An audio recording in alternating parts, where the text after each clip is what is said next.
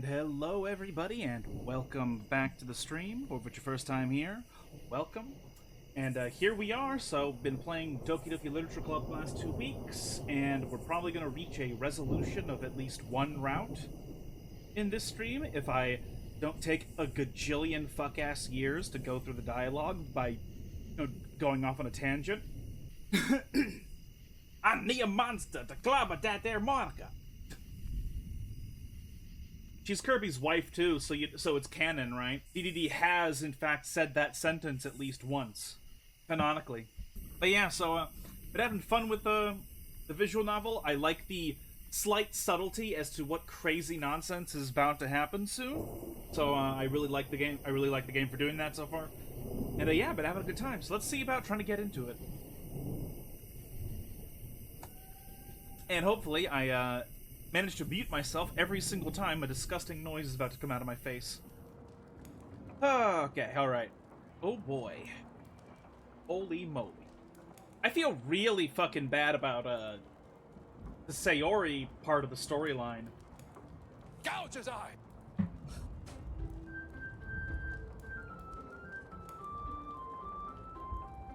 Not suitable for children. Oh boy.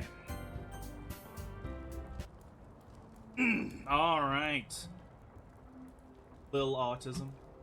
There's a lot more than just a little autism in this game. This is kind of creepy.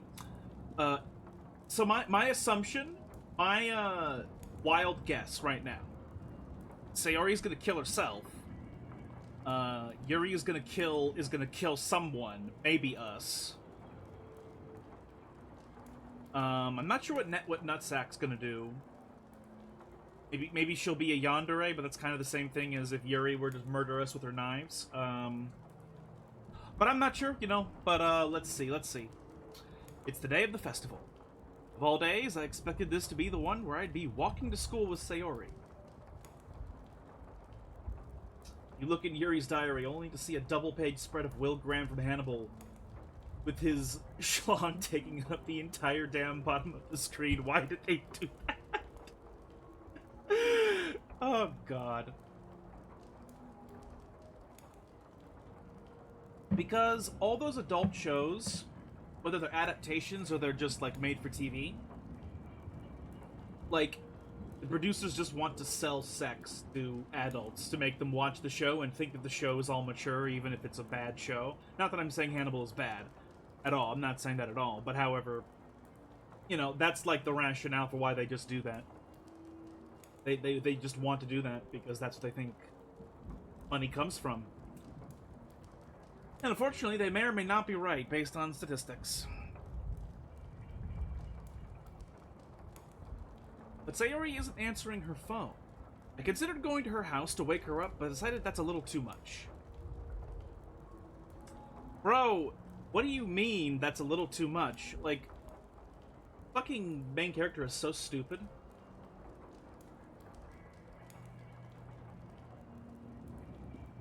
Was actors the same guy who's in that Disney movie Ella Enchanted, the Himbo Prince?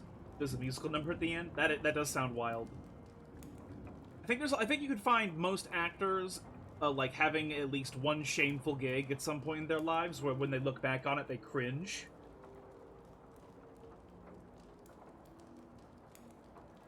Meanwhile, the preparations for the event should be nearly complete. The banner Yuri and I painted is dry, and I gently rolled it up to take it with me. She sent me a pleasant text reminding me not to forget anything, and I reassured her.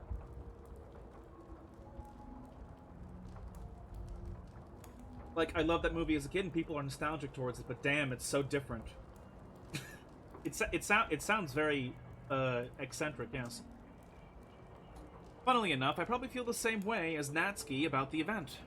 I'm more excited for it to be over so I can spend time with Sayori and Yuri at the festival. But knowing Monika, I'm sure the event will be great too.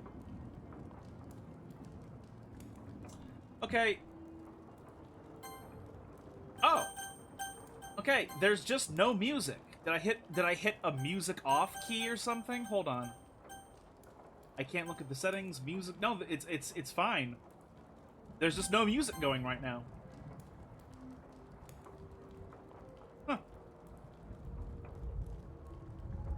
Yoink!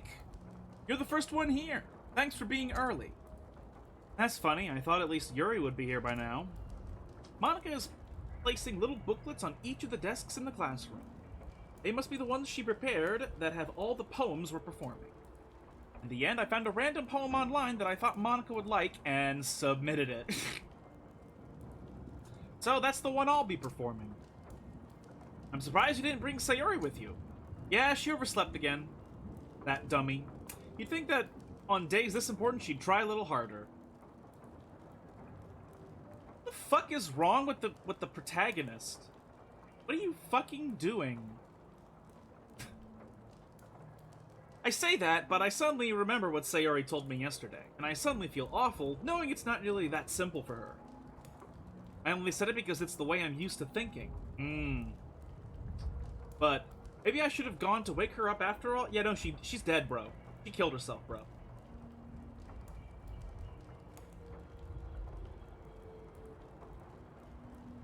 This dude found that one post about Silent Hill circumcision and sent that in as a spoken word.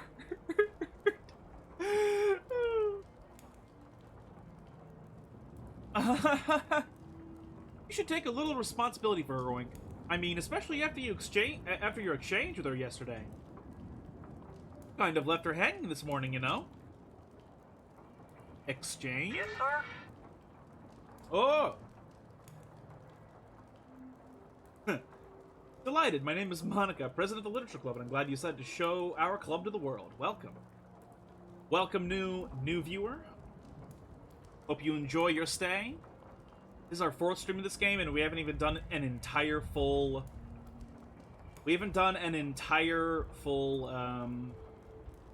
route, because I keep trailing off into talking about nonsense. That doesn't make sense.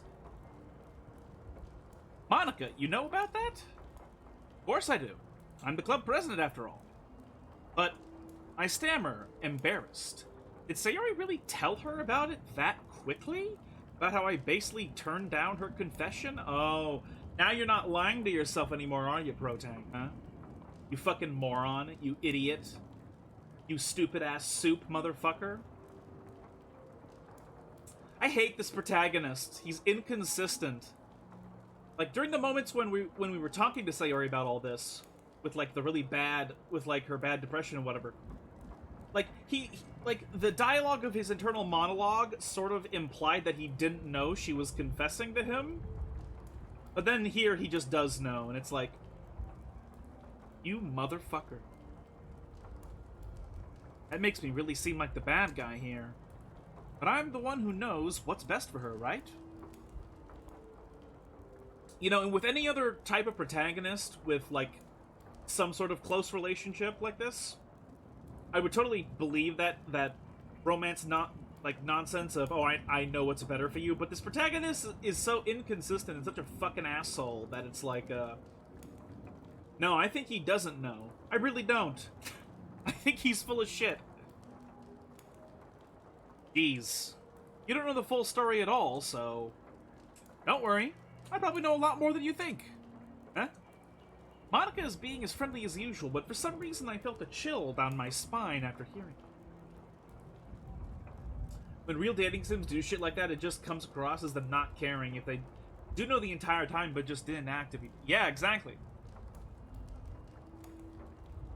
Exactly. He's a piece of shit. Oh boy. Okay, yeah. I always make... I didn't read that! Or maybe I did, I forgot. Alright, chill down my spine, yes. Hey, do you want to check out the pamphlets? They came out really nice. Yeah, sure. I grabbed one of the pamphlets laid out on the desks. Oh yeah, they really did. Something like this will definitely help people take the club more seriously. Yeah, I thought so too. I flipped through the pages. Is that all she said? Did I accidentally skip a bunch? No, I didn't. Okay. Each member's poem is neatly printed on its own page, giving it an almost professional feel. I recognize Nutsack's and Yuri's poems from the ones they performed during our practice. What's this? I flipped to Sayori's poem. It's different from the one she practiced. It's one that I haven't read before.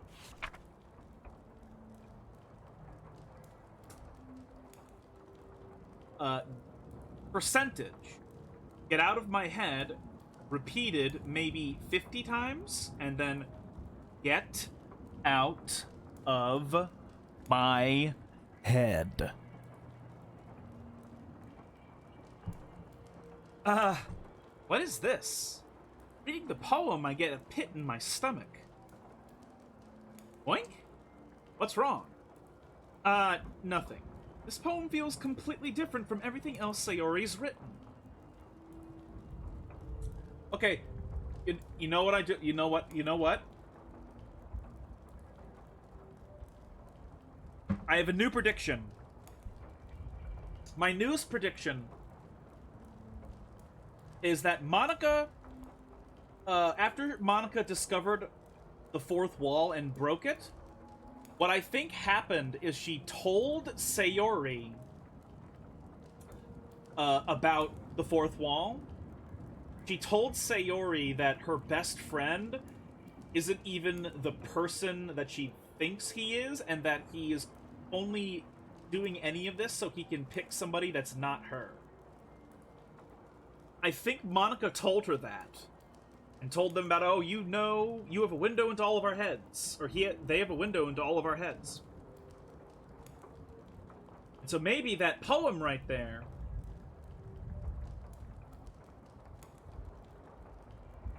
Oh. Okay, Okay. You didn't scroll down the poem. At the bottom it says, get out of my head before I do what I know is best for you. Get out of my head before I listen to everything she said to me. Wait. At the bottom it says, before I do what I know is best for you. Before I listen to everything she said to me. Listen to everything she said to me. That might be referring to listening to Monika about the fourth wall break thing.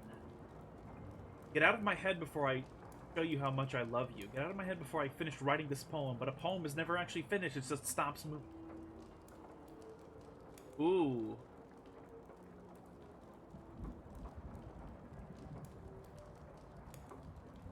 Ooh. Oh, that's cryptic. Fuck. I think that sort of demonstrates that Sayori maybe was told about the fourth wall, and she means get out of my head, relative to the fact that because we're the protagonist, we're like this entity outside of the game, we sort of like have a window into Sayori's mind, maybe. At least she might think she does, that we do, even though we don't. This poem feels completely different. Get out of my head. .gif. The poem feels completely different from everything else Sayori's written. More than that, I changed my mind. I'm going to go get Sayori, so... Well, alright.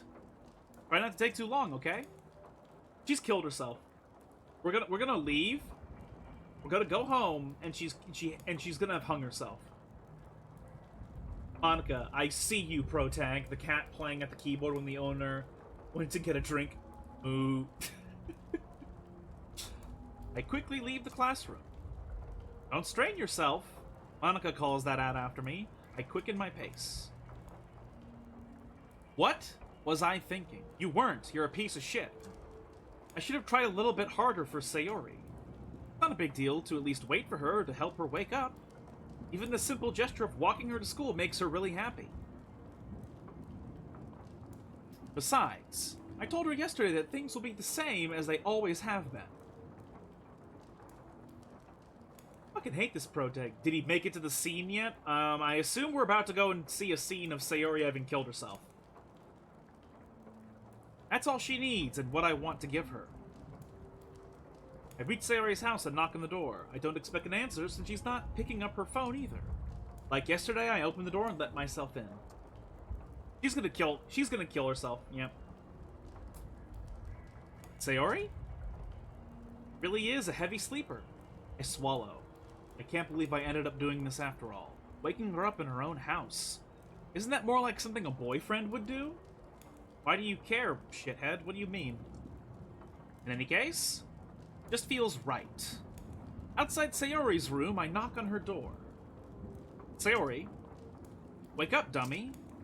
There's no response. I really didn't want to have to enter her room like this. Isn't it a kind of breach of privacy? But she really leaves me no choice. Gently open the door.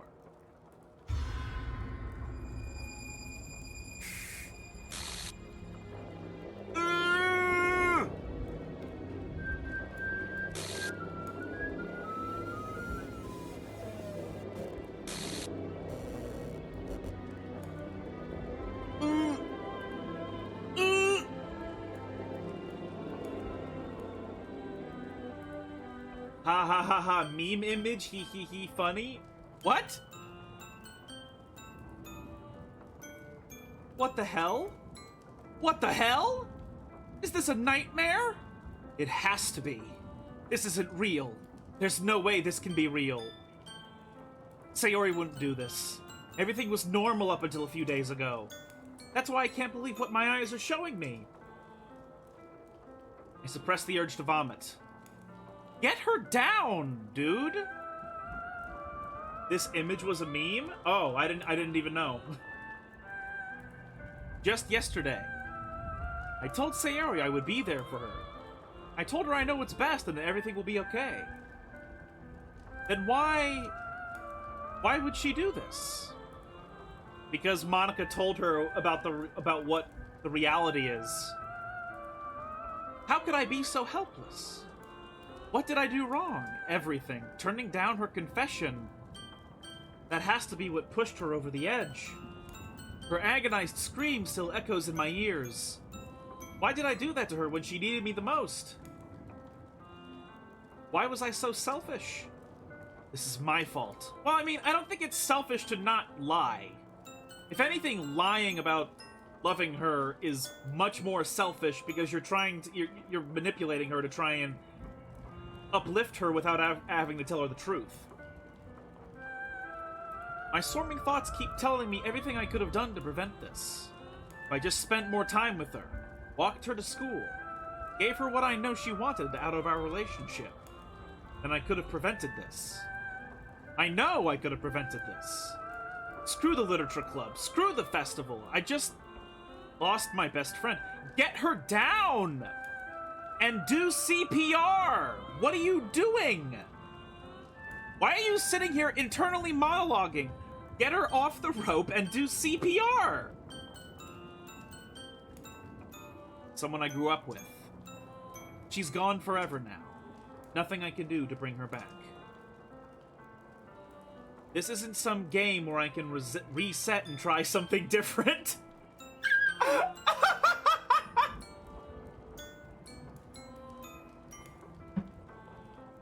I had only one chance and I wasn't careful enough. And now I'll carry this guilt with me until I die. Nothing in my life is worth more than hers. Wait a minute, don't tell me this is gonna be an Undertale. And I'm not gonna be able to reload the game with her in it. Oh no. Nothing in my life is worth more than hers. But I still couldn't do what she needed from me. And now, I can never take it back. Oh, fuck, is this one of those games where I'm gonna have to do hard resets? You can manipulate the game files. Oh my god, okay. Ooh, well, I can never take it back. Never. Never. Never. Never. Never. End! Oh!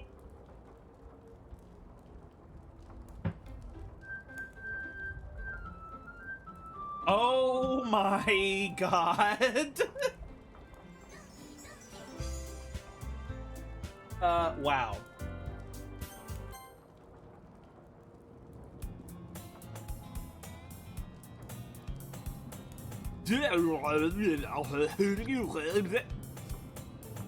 I see an annoying girl running toward me from the distance, waving her arms in the air like she's totally oblivious to any attention she might draw to herself. That girl is something.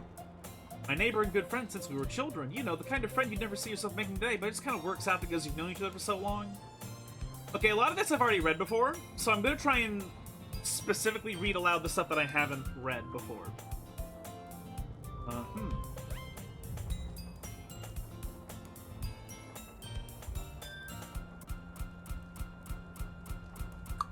Ooh.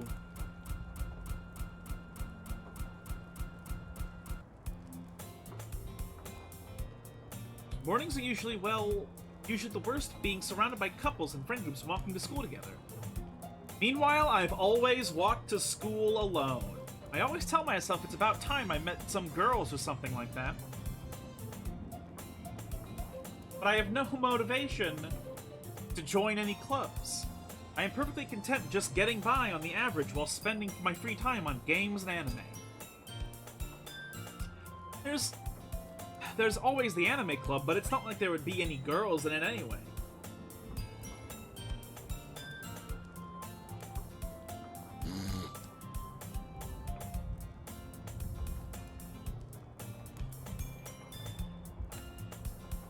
Fuck! Oh well. Fine. School day is as ordinary as ever, and it's over before I know it. After I pack up my things, I stare blankly at the wall, looking for an ounce of motivation. Clubs. There really aren't any that interest me. Besides, most of them would probably be way too demanding for me to want to deal with. I guess I have no choice but to start with the anime club. Wink? Monika? Oh my goodness, I totally didn't expect to see you here. It's been a while, right? Yeah, it has. Monika smiles sweetly. We do know each other. Well, we rarely talked, but we were in the same class last year. Call the McDonald's ice cream machine, it's crying. Oh no! Doki Doki Weeb Club. Yep. Monika was probably the most popular girl in class. Smart, beautiful, athletic. Basically completely out of my league. So having her smile at me so genuinely feels a little...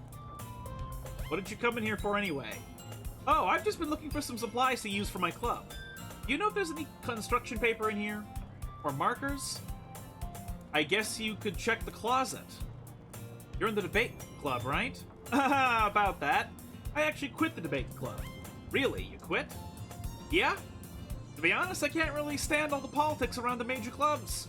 Feels like nothing but arguing around the budget and publicity and how to prepare for events. I'd much rather take something I personally enjoy and make something special out of it. The minute Monika talked about anime, I would shut the game off. In that case, what club did you decide to join? Actually, I'm starting a new one. A literature club. Literature? That sounds kind of... dull? How many members do you have so far? It's kind of embarrassing, but there are only 3 of us so far. It's really hard to find new members for something that sounds so boring. Well, I can see that. But it's really not boring at all, you know. Literature can be anything. Reading, writing, poetry. I mean, one of my members even keeps her manga collection in the club room. Wait, really? Yeah, it's funny, right? She always insists that manga is literature too. I mean, she's not wrong, I guess. If this was Gen Alpha, no one would join because they literally can't read. Oh, man. Besides, a member is a member, right? Did Monika say she? Hey, Oink. By any chance, are you still looking for any club to join? I mean, I guess so, but... in that case, is there any chance you could do me a big favor? I won't ask you to join, but if you could at least visit, at the very least, visit my club, it would make me really happy. Hermione, you're a girl. Please? Well, I guess I have no reason to refuse. Besides, how could I ever refuse someone like Monika? Sure, I guess I could check it out. Aha! Awesome! You're really sweet, Oink, you know that? It's nothing, really. Shall we go, then? I'll look for the materials another time. You're more important.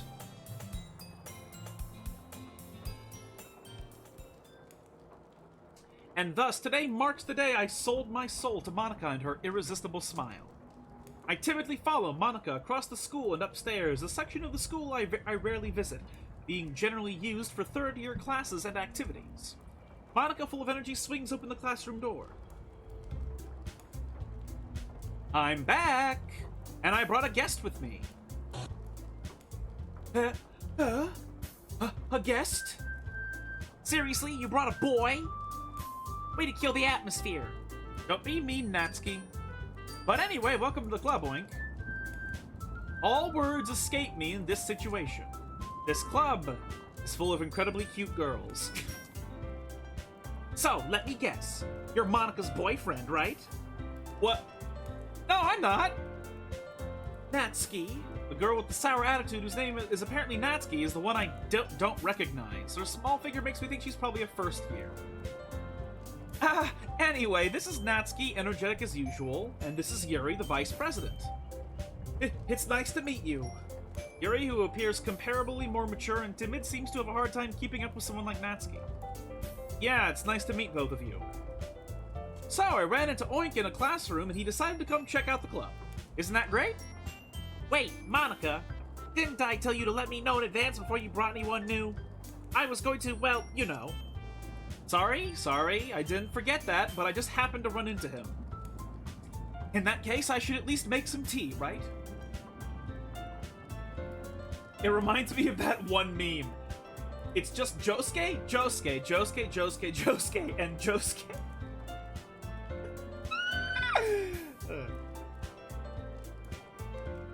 Yeah, that would be great. Why don't you come sit down, Oink? The girls have a few desks arranged to form a table. Yuri walks into the corner of the room and opens the closet. Meanwhile, Monika and Natsuki sit across from each other. Still feeling awkward, I take a seat next to Monika. So, I know you didn't really plan on coming here, but we'll make sure you feel right at home, okay? As president of the Literature Club, it's my duty to make the club fun and exciting for everyone. Surprised there aren't more people in the club yet. It must be hard to start a new club. You could put it that way. Not many people are very interested in putting in all the effort to start something brand new. Especially when it's something that doesn't grab your attention like literature. If only you just advertised like Dune and stuff, though. People would flock to this club. You have to work hard to convince people that you're both fun and worthwhile. I know your secret. Monika leans close. You can't read, you fucking autist. But it makes school events like the festival that much more important. I'm confident that we can all really grow this club before we graduate. Right, Natsuki? Well, I guess. Natsuki reluctantly agrees. Such different girls, all interested in the same goal. Monika must have worked really hard just to find these two. Yuri returns to the table, carrying a tea set. She carefully places a teacup in front of each of us before setting down the teapot in the middle. You keep a whole tea set in this classroom? Don't worry, the teachers gave us permission. After all, doesn't a hot cup of tea help you enjoy a good book? I guess? Don't let yourself get intimidated. Yuri's just trying to impress you. Huh? That's not... Insulted, Yuri looks away. I meant that, you know. I believe you. Well, tea and reading might not be a pastime for me, but I at least enjoy tea. I'm glad. Yuri faintly smiles to herself in relief. So, Oink, what kind of things do you like to read? I literally just said that I don't really read. Well, considering how little I've read the past few years, I don't really have a good way of answering that. Manga, I mutter quietly to myself, half joking. Natsuki's head suddenly perks up. It looks like she wants to say something, but she keeps quiet. Not much of a reader, I guess. Well, I can change. What am I saying? I spoke without thinking to see Yuri's sad smile. I like titty mags and picture books. Sometimes they're the same thing. Anyway, what about you, Yuri? Well, let's see. Yuri traces the rim of her teacup with her finger. My favorites are usually novels that build deep and complex fantasy worlds. I think a lot of this is the same dialogue, so I'm not gonna necessarily read all of it.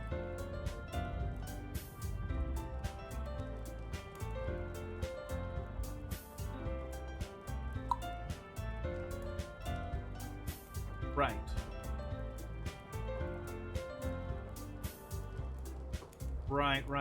Right. For the horror book once. This right, Yuri might be having a conversation with Rob. I'd expect that from you, Yuri. It suits your personality. Oh, is that so? Really, if a story makes you think or takes me to another world, then I really can't put it down. You know, this is ironic that she's saying this now. Surreal horror is often very successful at changing the way you look at the world, if only for a brief moment. That's foreshadowing. Or post-cognition or whatever. I hate horror. Why is that? Well, that's dark for me to a split second. Never mind. That's right. You usually like to write about cute things. Yep.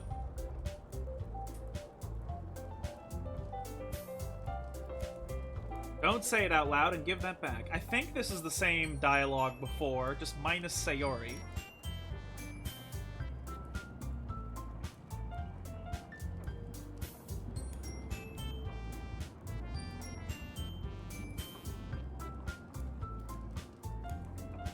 Right? They're all talking about the confidence in writing thing.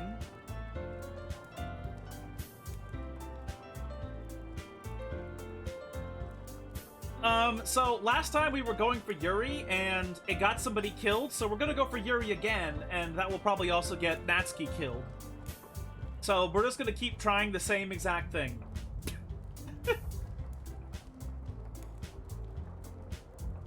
Hey, I just got an idea. How about this? Oh yeah, the poem writing. Yep. Popping those bitches like soda cans. What? Oh god. I'm not sure I read that in my head as an innuendo or as like an allusion to murder. With like guns and shit, or whatever. Gun violence.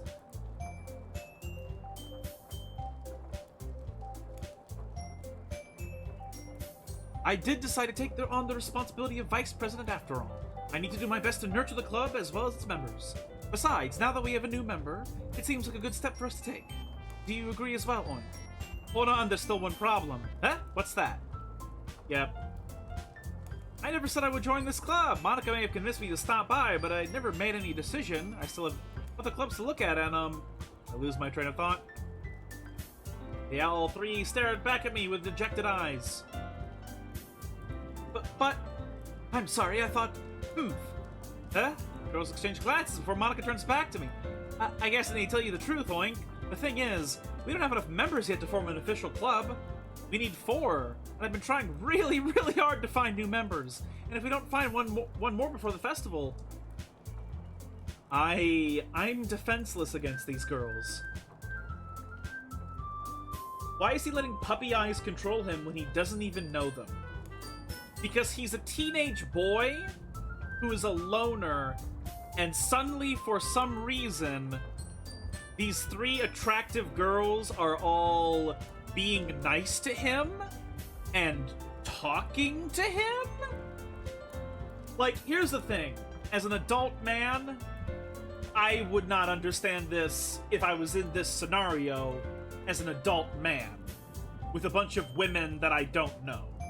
But when you're a teenage boy who's like this lonely gamer type, like any I'm gonna be real here, like he's touch starved.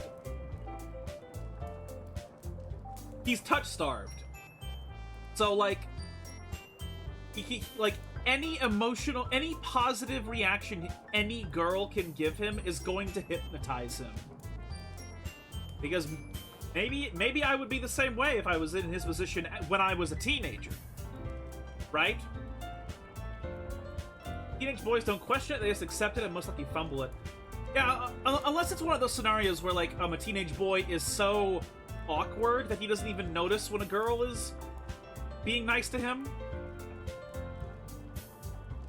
But, like, it really is mind controlled. When you're, like, a touch-starved teenage boy, like, any amount of positive emotion exhibited towards you by any girl is going to, like, it's gonna hypnotize you. That's just the way it works. That's just the way teenage boys work. Well, assuming they're attracted to the girls, but, like, these are anime girls, so, like, it's, like, not even a thing that the player character has a choice in. Like, of course he is. Though I would assume that there's not a lot... Never mind. I'm gonna not finish that sentence for fear of it being too spicy and maybe getting me in trouble, so... I'm defenseless against these girls. How am I supposed to make a clear-headed decision when it's like this? I would feel terrible for letting everyone down in this situation. And besides, the club itself seems pretty relaxed. Writing poems is a price I need to pay in order to spend every day with these beautiful girls. Right. Okay, I've decided then. I'll join the literature club. One by one, the girls' eyes light up. Oh my goodness, really? Do you really mean that, Oink? Yeah. It could be fun, right? You really did scare me for a moment. Monika is listening to all of this like, what the fuck is wrong with his chat? I mean, if he really just left after all this, I would be super pissed. Oink, I'm so happy. We can become an official club now. Thank you so much for this. You're really amazing. I'll do everything I can to give you a great time, okay? Thanks, I guess. Okay, everyone. I think with that, we can officially end today's meeting on a good note. Everyone remember tonight's assignment. Write a poem to bring to the next meeting so we all can share. Monika looks over at me once more. Oink, I look forward to seeing how you express yourself. Yeah. Can I really impress the class star Monika with my mediocre writing skills? I already feel the anxiety welling up inside me. Meanwhile, the girls continue to chit-chat as Yuri cleans up the tea set. I guess I'll be on my way then. Okay, I'll see you tomorrow then. I can't wait. With that, I depart the club room and make my way home. The whole way, my mind wanders back and forth between the three girls, Natsuki, Yuri, and of course Monika. Will I really be happy spending every day after school in a literature club? Perhaps I'll have the chance to grow closer to one of these girls. Alright, I'll just need to make the most of my circumstances, and I'm sure good fortune will find me. And I guess that starts with writing a poem tonight.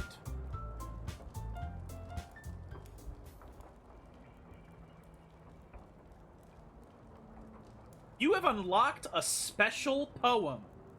Would you like to read it?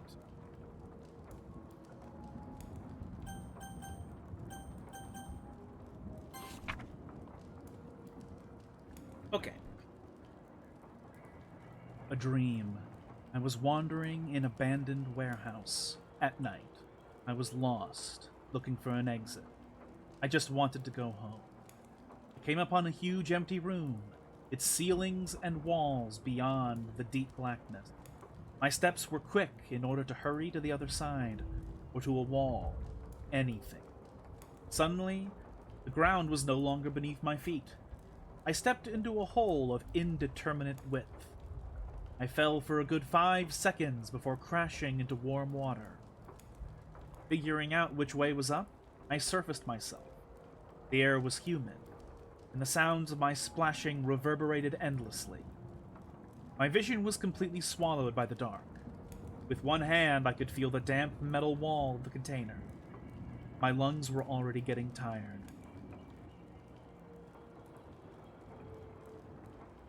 And there's no scroll down, so I can't scroll it down. So let me try and digest what this kind of is getting at. Good fortune will find me, as I say as I take out my white rope. Oh no!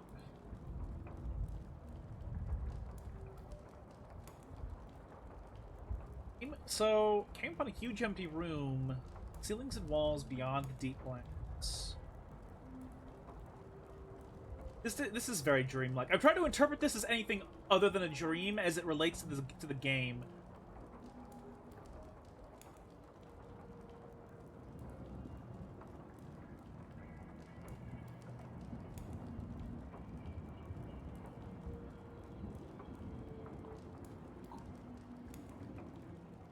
Interesting. I feel like this is sort of an analogy for maybe the way Monika feels, or maybe the way that Sayori had felt. Because it's like falling through the hole implies to me that was the point of no return, where perhaps Sayori was told about the fourth wall by Monika, and so once she fell, she could never resurface, and she drowned. That's my interpretation.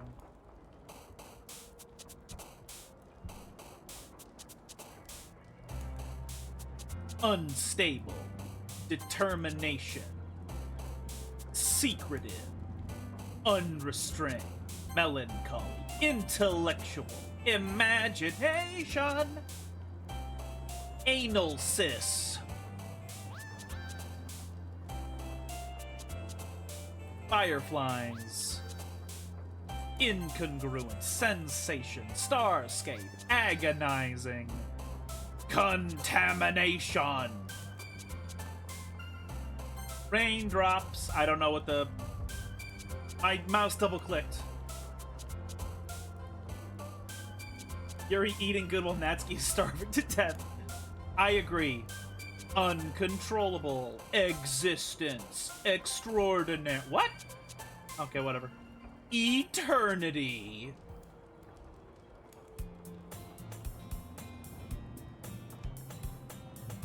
Hi again, Oink. Glad to see you didn't run away from us, haha. Nah, don't worry. This might be a little strange for me, but at least I at least keep my word. He did not even vaguely keep his word to Sayori, bro. Not even vaguely. Well, I'm back at the literature club. I was the last to come in, so everyone else is already hanging out. Thanks for keeping your promise, Oink. I hope this isn't too overwhelming of a compliment for you. Making you dive headfirst into literature when you're not accustomed to it. Oh, come on, like he deserves any slack. You already had to be dragged here by Monika. I don't know if you plan to just come here and hang out or what, but if you don't take us seriously, then you won't see the end of it.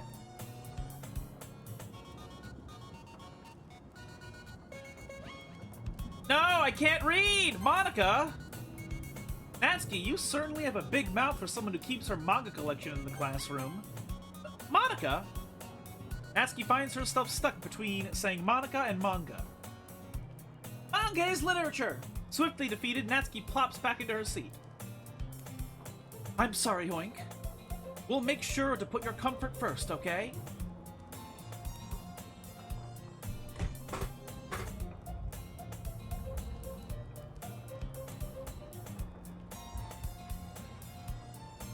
Yuri shoots Natsuki with a disappointed glance.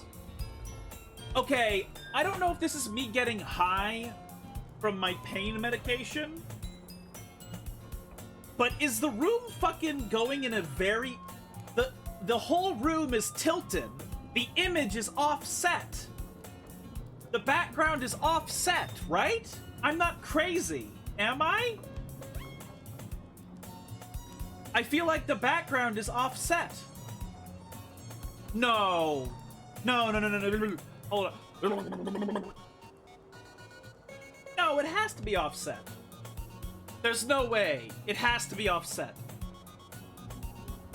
What's gaslighting? You made that.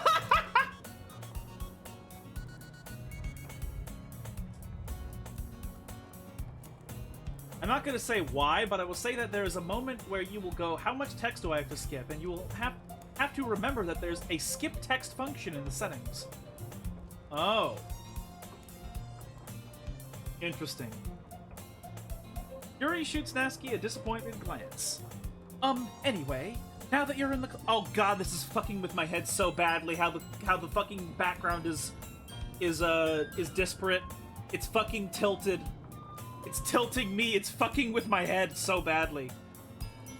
Now that you're in the club and all, perhaps you might have an interest in picking up a book to read? Well, also, Yuri is even taller than normal. Her sprite usually doesn't clip this far above here. It's like she's either getting closer or she's grown even taller. I can't really say no either way. She's just closer, I suppose, okay. Like you said, I'm in this club now. So it only feels right for me to do something like that if you ask. Wait, I didn't mean it like that. If you don't really want to, then forget I said anything, I guess. No, it's not that, Yuri. I want to try and be part of this club, so even if I don't read often, I'll be happy to pick up a book if you wanted me to. Are you sure? I just felt like, well, as vice president and all, that I should help you get started on something you might like. Yuri reaches in her bag, pulls out a book. I didn't want you to feel left out, so I picked out a book that I thought you might enjoy. It's a short read, so you should keep your attention if you don't usually read. And you could, you know, discuss it if you wanted. This is how this girl... How is this girl accidentally being so cute? Yuri, thank you. I'll definitely read this. Take the book. Well, you can read it at your own pace. I look forward to hearing what you think. Oh, God. Oh, fuck. Snap back to reality. I knew I wasn't fucking crazy. Holy shit, that was fucking with my eyes. Now that everyone's settled in, I expected Monika to kick off some scheduled activities for the club. But that doesn't seem to be the case. Yuri's face is already buried in a book. I can't help but notice her intense expression like she was waiting for this chance. Meanwhile, Natsuki is rummaging around in the closet. Really curious to talk to Yuri a bit more. Music is fucking up! But at the same time, I would feel bad for distracting her from reading, yep. It's the same book she found she lent to me, more than that. Ah! Crap. I think she knows me looking at her. Sneaks another glance.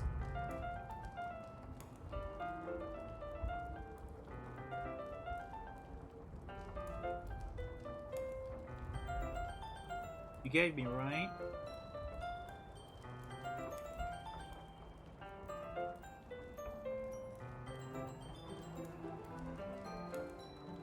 Interesting.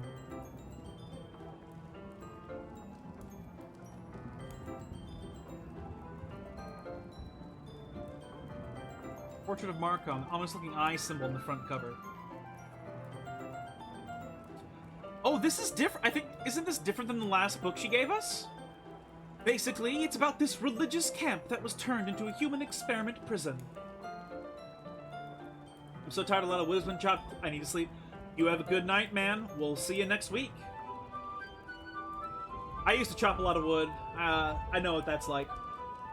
Yep, see ya. Basically, it's about this religious camp that was turned into a human experiment prison, and the people trapped there have to have this trait that turns them into killing machines that lust for blood. But the facility gets even worse, and they start selectively breeding people by cutting off their limbs and affixing them to... Oh, that might be a bit of a spoiler. Wow. But anyway, I'm really into it. The book, I mean. Not the thing about the limbs! I'd read the fuck out of the book. That sounds so fucking good. Yeah, but it's clearly like a disturbing departure from the previous book. That's kind of dark, isn't it? Yuri made it sound like it was going to be a nice story, so that dark turn came from nowhere. Are you not a fan of that sort of thing, Oink? No, it's not that. I mean, I could definitely enjoy these kinds of stories, so don't worry. I hope so. Yeah, I totally forgot Yuri is into those things. She's so shy and reclusive on the outside. It's just that this kind of story, it's the kind that challenges you to look at life from a strange new perspective. When horrible things happen not just because someone wants to be evil, but because the world is full of horrible people and we're all worthless anyway.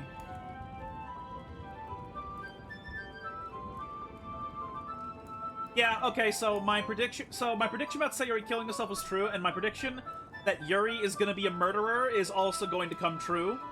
Is what I feel. I think she's going to become a murderer, or she already is a murderer, or she's going to murder us.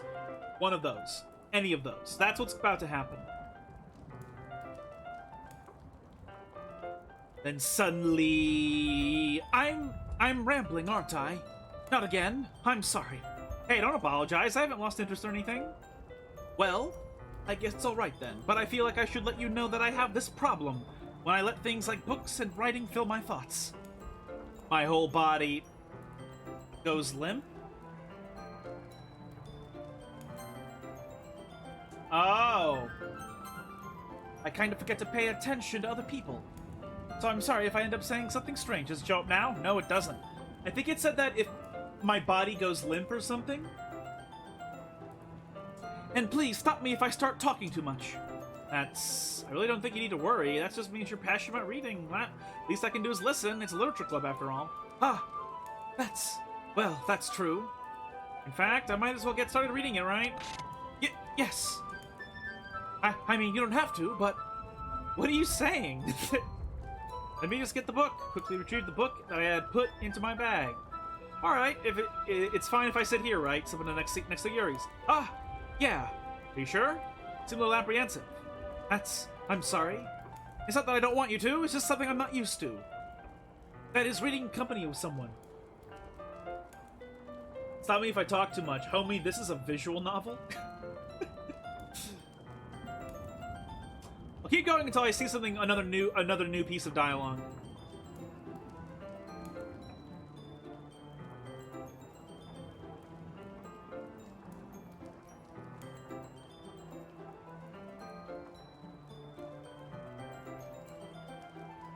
Sorry, I was just bathing in the feeling of... Bathing? I'm gonna say that she must be saying I was bathing in the feeling of, like, your blood squirting or some nonsense like that. Yuri, you really apologize a lot, don't you? I do? I don't really mean to. Sorry. I mean... Here, this should work, right? Yeah.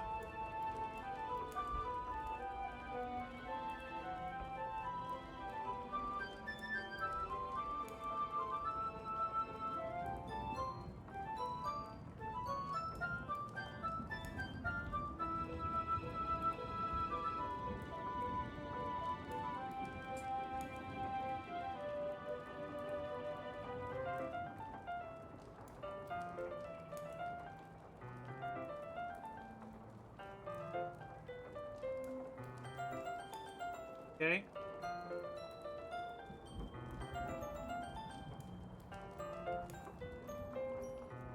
This is not something that somebody would do with a person they met one day ago. Also, you know what I just realized? Yuri said this whole thing about how she went to the bookstore and got a book for you. So you know what? You know what? I think Yuri is a yandere. I think Yuri has actually been stalking us without us even knowing. Because why else would she know about us before we even meet her? And why would she have pre-prepared a second book that she bought from the store for us? So she was planning on trying to do this sort of thing with us. I went to the bookstore to get this for you, but you can just forget it and fucking use mine then, you asshole. And that's when Yuri stabs us. But yeah, I think my prediction now is that she's actually been a yandere the whole time and we just didn't know.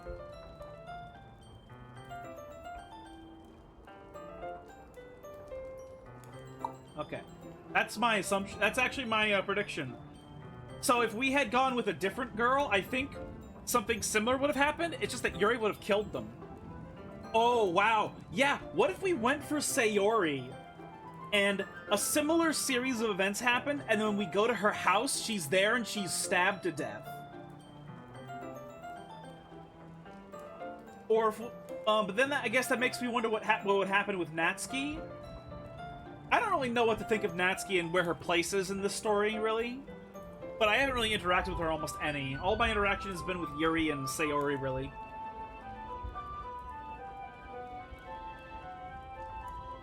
Natsuki goes to Nam.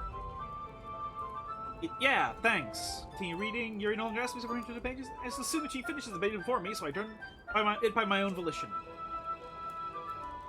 Read the first chapter in silence.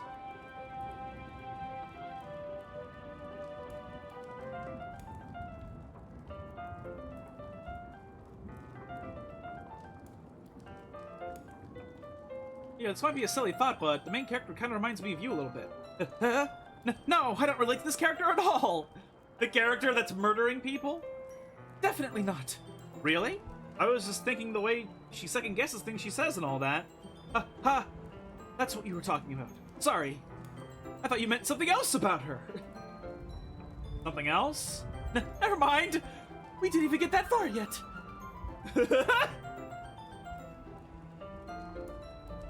You went for Yuri and Sayori because you have good taste. Yeah.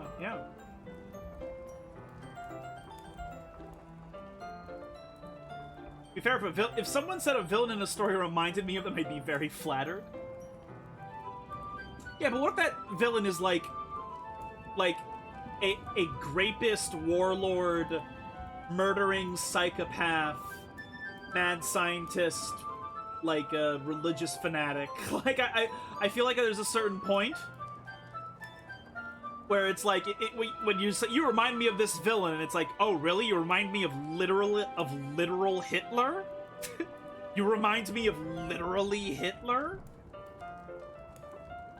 I feel like it'd be hard to not take it as an insult.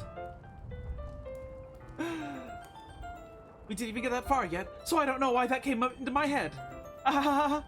Yuri, are you feeling alright? Yuri's been a little fidgety ever since we started reading. You could rest if you're feeling sick or something. Your breathing is a little...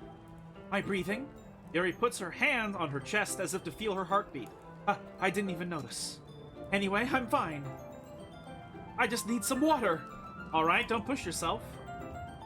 Yuri stands up and practically rushes out of the classroom. What on earth was that about? Oink? Did something happen just now?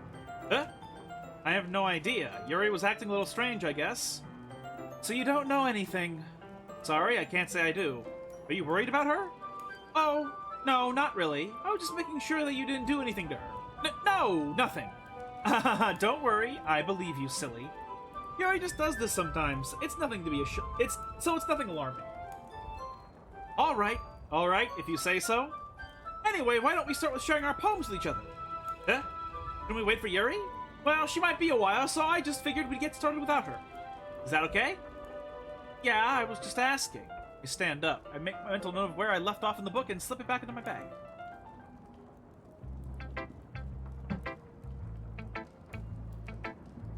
Interesting. This is interesting. Let's share with Natsuki first. I told Natsuki I was interested in her poems yesterday. Probably only fair I share mine with her first. Oink, if you're not going to take this club seriously, then go home. What? Harsh. What, you expect me to believe that you actually put effort into this? Do you think I'm stupid? I'm not a writer. Maybe it's not very good, but yeah, I did put an effort. We all start somewhere, right? You're still proud of the first poem you ever wrote, then I'd like to read it. Painful to think about? Fine. Well, sorry. You'll get better anyway. Shout out to Twitch for closing and updating despite me saying no directly after I sent the last chat. I'd tell you what to improve, but you're better off trying again. Fair enough. Well, to each their own, I guess. Anyway, I guess I gotta share mine now. Knowing you'll probably think it's stupid.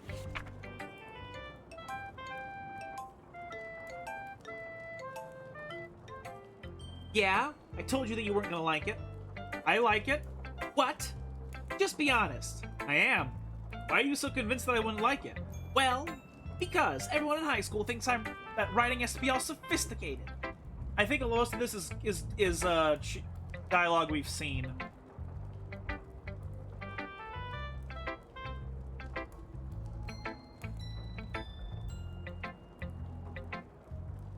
So what my assumption is that Yuri isn't just the yandere, but I think that maybe Monika is trying to manipulate the scenario to make sure that, like, I can only go for her? Maybe? That's why somehow she manipulated the game's code to have Yuri run out of the room and then try to prevent me and Yuri from talking to each other.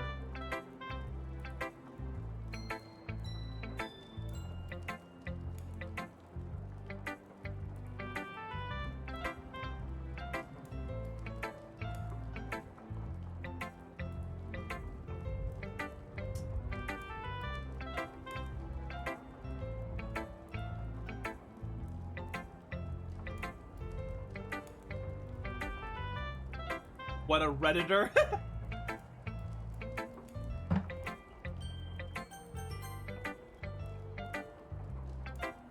In fact, I'm wondering if we had gone for a different route, I wonder if Monika would have gotten... what if she always gets rid of Sayori and at least one other girl every time?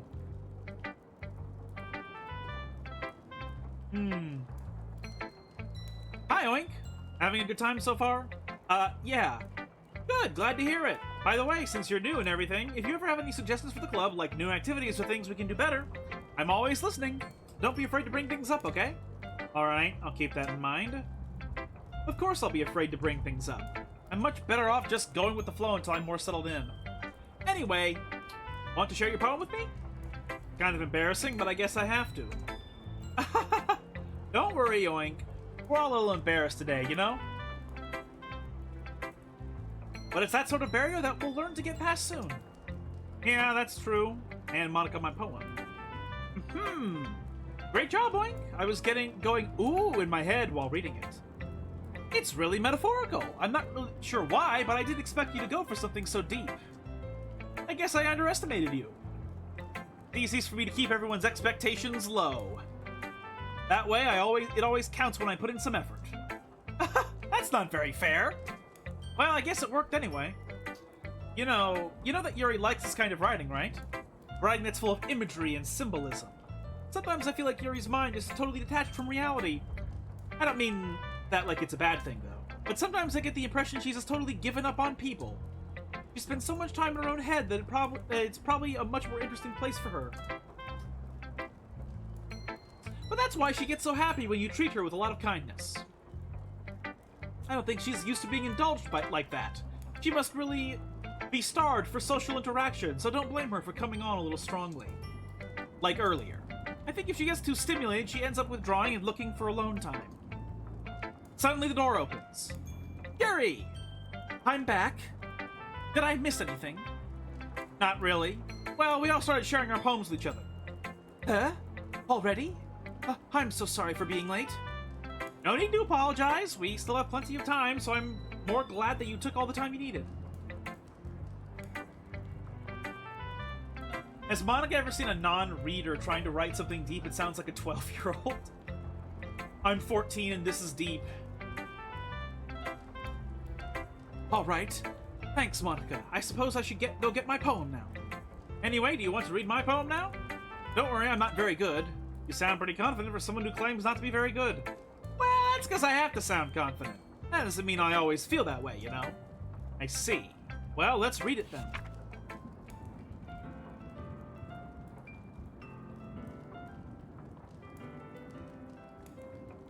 This is different. I think that this is different. Like, the lamp is on, but I feel nothing but darkness. Hole in the wall. Ooh, glory hole. That... But he wasn't... Hole in the wall. But he wasn't looking at me. Confused, I frantically glance at my surrounding. But my burned eyes can no longer see color. Are there others in this room? Are they talking? Or are they simply poems on flat sheets of paper? The sound of frantic scrawling and playing tricks on my ears. The room begins to crinkle, closing in on me. The air I breathe dissipates before it reaches my lungs. I panic. There must be a way out. It's right there. He's right there. Swallowing my fears, I brandish my pen.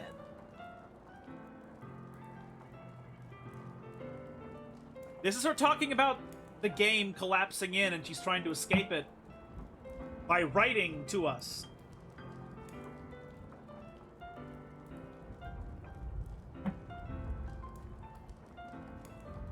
So, what do you think?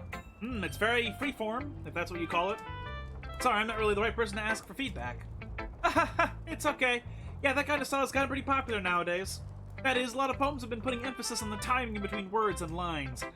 Performed out loud, it can be really powerful. What was the inspiration behind this one?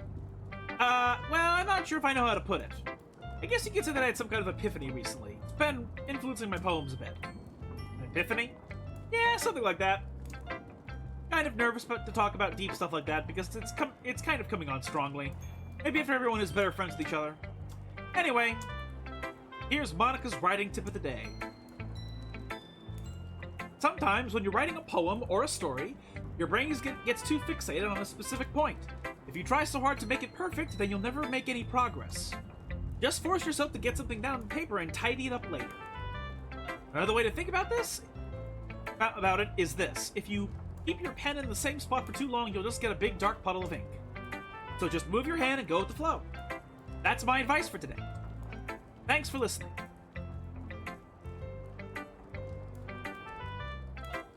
Okay, now we show it to Yuri last for some reason. As Yuri reads the poem, I notice her eyes lighten. Exceptional. Huh? What was that? Did I say that out loud? He's going to hate me. Really didn't do anything wrong. I guess you're right. What am I getting so nervous for? Ha ha ha ha. Yuri takes a breath. So, what kind of writing experience do you have? Your use of imagery and metaphors indicates you've written a lot of poetry before. Really? Wow, that's a huge compliment coming from you. This is actually my first time, really. Huh? Yuri stares at me blankly, then looks at my poem again. Well, I know that. I just meant, Yuri trails off, unable to find an excuse. She traces her finger alongside the words of the poem as if breaking it down more thoroughly. Yeah. Okay. This is the reason I was able to tell. Yep,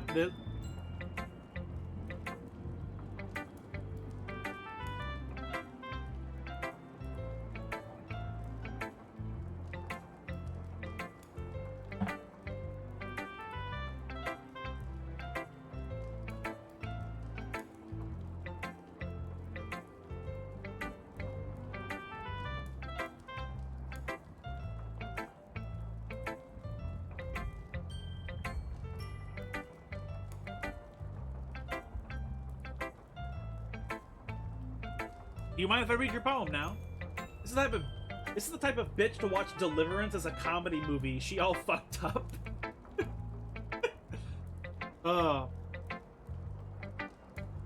Please do. I'd love to share my thought process behind it. Yuri smiles dreamily as if it's a rare opportunity for her, which herself is kind of funny. Okay, it's the same thing. It's Ghost Under the Light.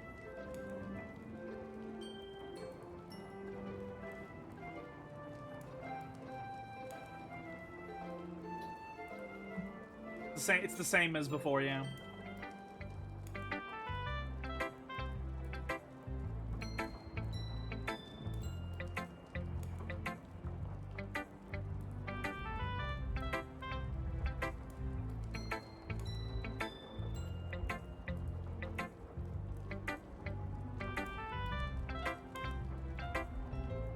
Are you into ghosts, Yuri? Ooh, actually, the story isn't about ghosts at all.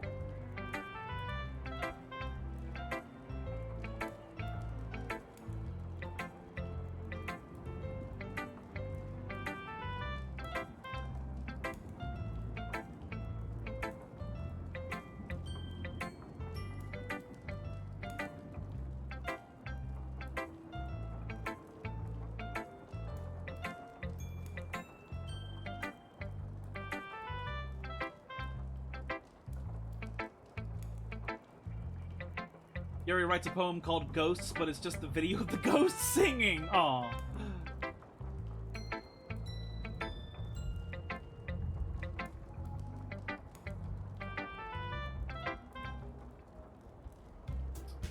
Phew. Guess that's everyone. I glanced around the room. That was a little more stressful than I anticipated. If everyone is judging me for my mediocre writing abilities, even if they're just being nice, there's no way my poems can stand up to theirs. Music is fucked up! Literature club after all. I sigh. I guess that's what I ended up getting myself into. Across the room, Monika's writing something in her notebook. My eyes land on Yuri and Natsuki. They gingerly exchange sheets of paper, sharing their respective poems. As they read in tandem, I watch each other's expressions change.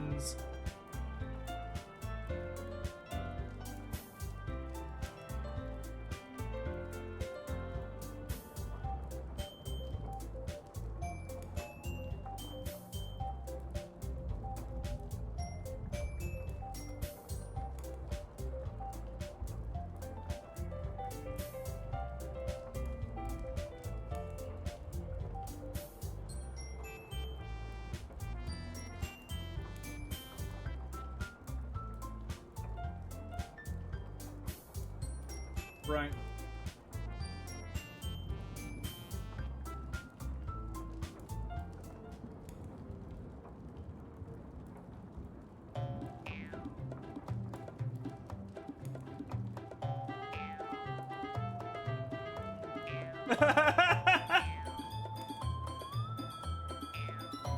Boing boing music, yep. Boingo boingo be like.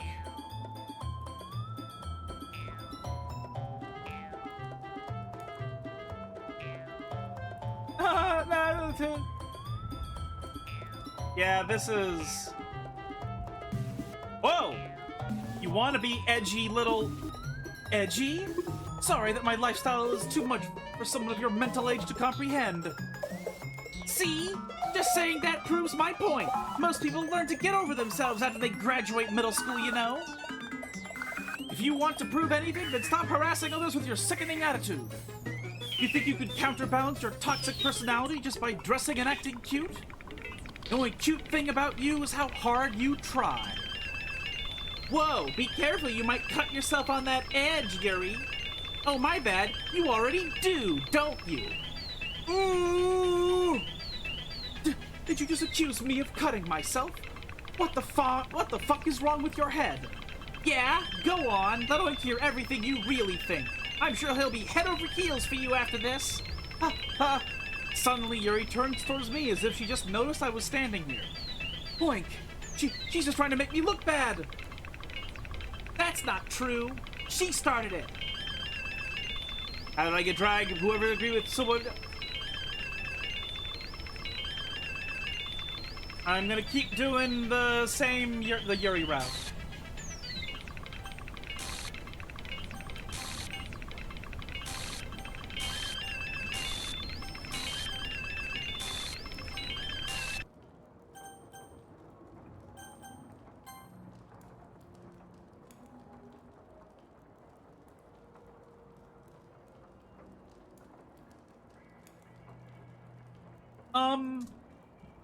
Hey, Oink. Why don't we step outside for a little bit? Okay? Sorry about that. They really shouldn't have tried to get you involved. It's probably better for us to stay out of this. We'll go back inside once they're done yelling. Some president I am, right? I can't even confront my own club members properly. I just wish I was able to be a little bit more assertive sometimes. But I never have it in me to put my foot down against others.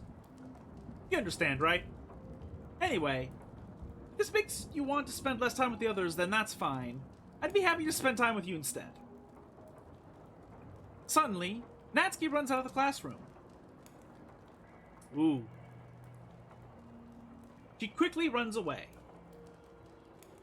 Oh dear. Well, it looks like they're done. I didn't mean it. I didn't mean it. I didn't mean it. Yuri is rocking back and forth in her desk with her palms on her forehead. Yuri? I didn't mean it. I believe you.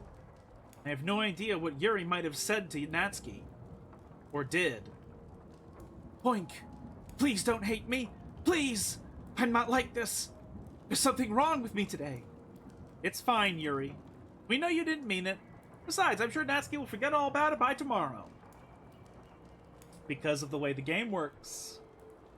Monika realizes, oh, you're gonna forget about it because that's the way this game works. You all just fucking lose memory. You all are intimate with the protag for no reason. Oh, yeah. This is the Tomodachi rap battle from Alpaca's perspective.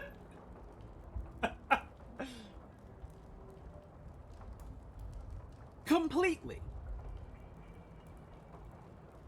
Anyway, the meeting is over, so you can go home now if you want. Yuri looks at me like she wants to say something. She keeps glancing at Monika. You can go first, Monika. I'd like to stay a little bit longer. I'm the president, so I should be the last one out. I'll wait for you to be done. Well, I'm vice president, so... Please let me take that responsibility today. Kind of sounds like you don't want me around for something, Yuri. It's not that. It's not that. I didn't get much of a chance to discuss my book with Oink. It would just be embarrassing with you listening. I guess I don't really have a choice, do I? I'm sorry for causing trouble, but I really appreciate you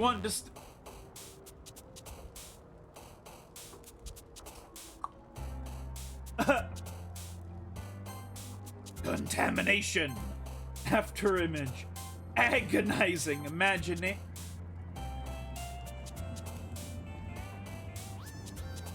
Journey. Massacre. Incongruent. Secretive.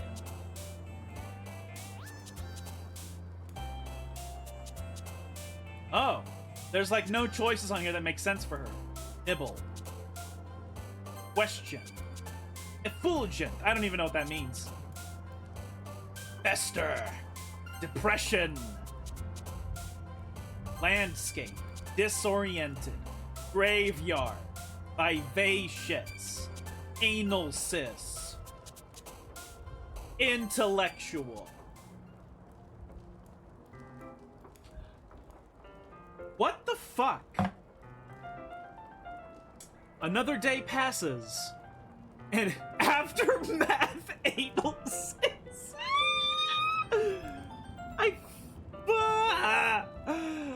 Oh, fuck that stupid combo, bro. It's so dumb. That combo is so dumb. At least it's interactable because you just have to kill Nissa. But fuck, what a stupid fucking combo with that stupid ass card.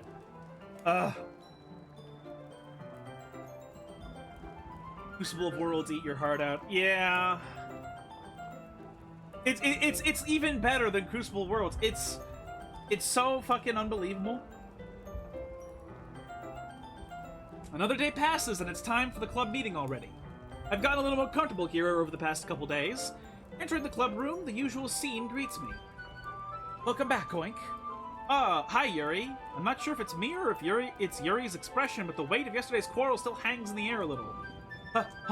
Yuri glances over her shoulder, looking around the room. Natsuki's reading manga at a desk. Surprisingly, Monika isn't here yet. Suddenly, Yuri takes my arm and pulls me to the corner of the room. About yesterday. I really need to apologize.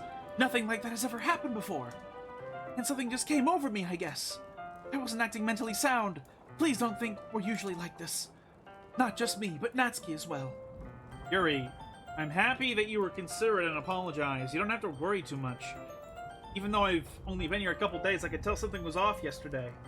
Maybe we were just a little extra sensitive because it was our first time sharing poems. But whatever it was, it didn't make me think any less of you. I'd already decided that there's no way you can be a bad person.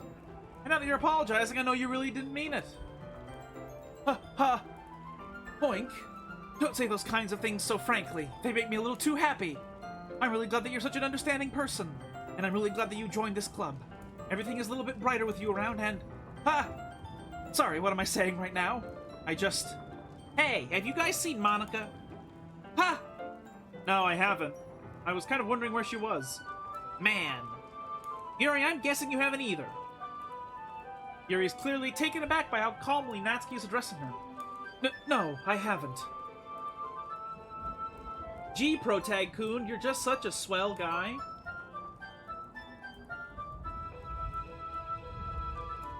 Mill my whole deck, get 80 billion triggers of this cast World Soul.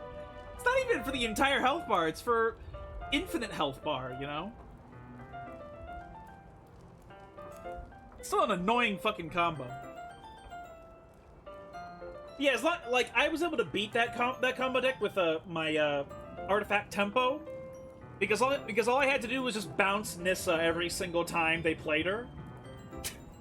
So like every turn, they're trying to balance their mana curve out with, oh, I want to play Aftermath Analysis and then immediately sack it, but he keeps bouncing Nissa, so I can't do that. And because all of his lands are tap lands that end up going to the fucking graveyard, it just doesn't... It's just too slow. But my god, is it fucking annoying when it happens. It's funny one time, but then the rest of the time, it's just, annoying. No, I haven't. Jeez, this isn't like her at all. I know it's stupid, but I can't help but worry a little bit. What? Why are you looking at me like that? Natsuki, about yesterday. I just wanted to apologize. I promise I didn't mean any of the things I said. And I'll do my best to stay under control from now on. So... Yuri, what the heck are you talking about? Did you do something yesterday? Huh? Jeez. Whatever's on your mind, I'm sure it was nothing.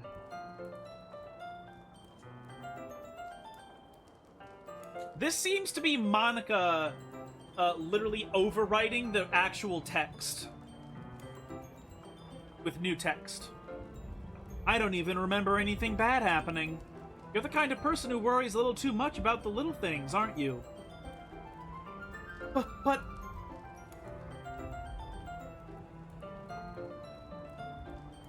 Beebles, Sailcloth, Blindsight, Lifeline, Anan, Rectipetality, Faultlessly Offered, Scleromancia, Nade. Natsuki looks like a Quiznos commercial. Oh. I'll accept your apology anyway if it helps you feel better about it. Besides, it's kind of nice to hear, since I was always afraid you secretly hated me or something like that. No, not at all. I don't hate you. Ahaha, well, you're kind of weird, but I don't hate you either. Natsuki turns to me. You're still on trial, though. Hey! Suddenly the door swings open. Sorry, I'm super sorry. Ah, there you are. I didn't mean to be late. I hope you guys weren't worrying or anything. Well, Natsuki was. I was not. What took you so long anyway? Well, my last period today was study hall. To be honest, I kind of just lost track of time. That makes no sense, though. You would have heard the bell ring at least. I must have not heard it since I was practicing piano. Piano? I wasn't aware you played music as well, Monika.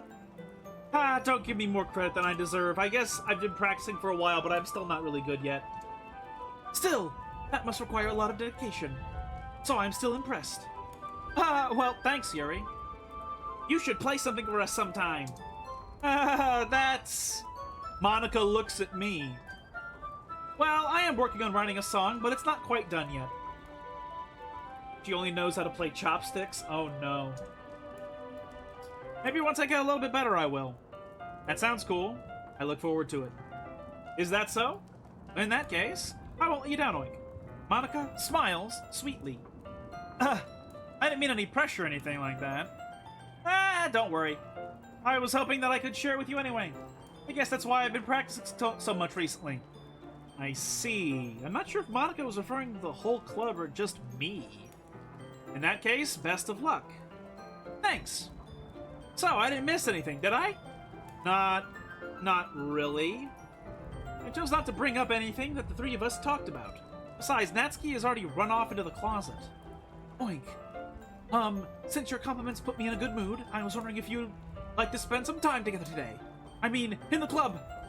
Yeah, definitely. I plan to do it on it anyway. Okay.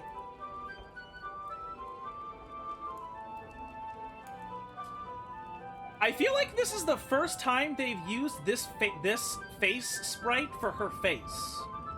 Or maybe I'm just oblivious and I didn't catch it any of the first times. This feels like it's a new sprite for her face.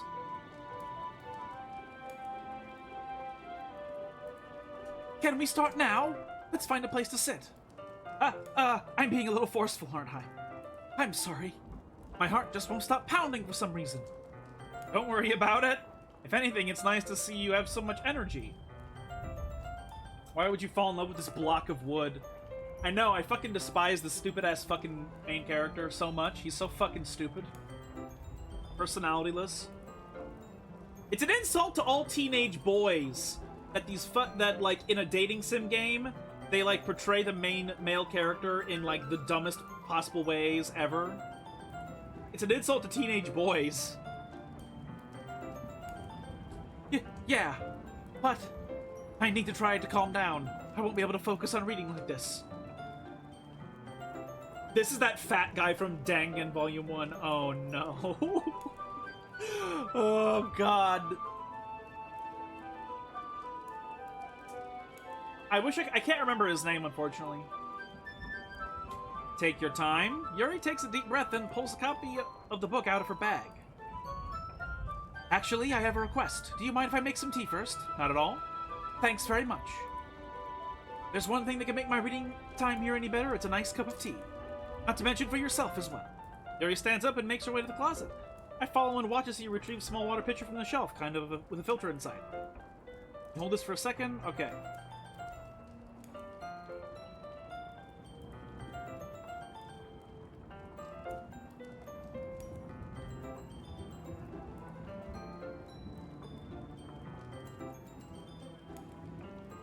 Might as well walk with you? Yeah, that's okay. You stay here. It won't take me long.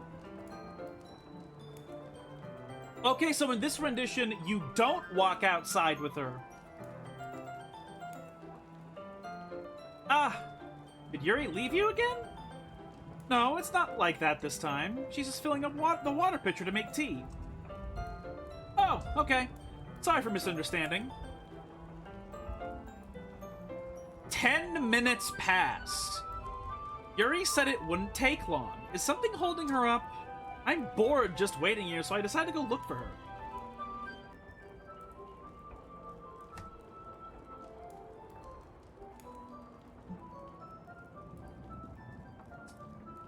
Let's see.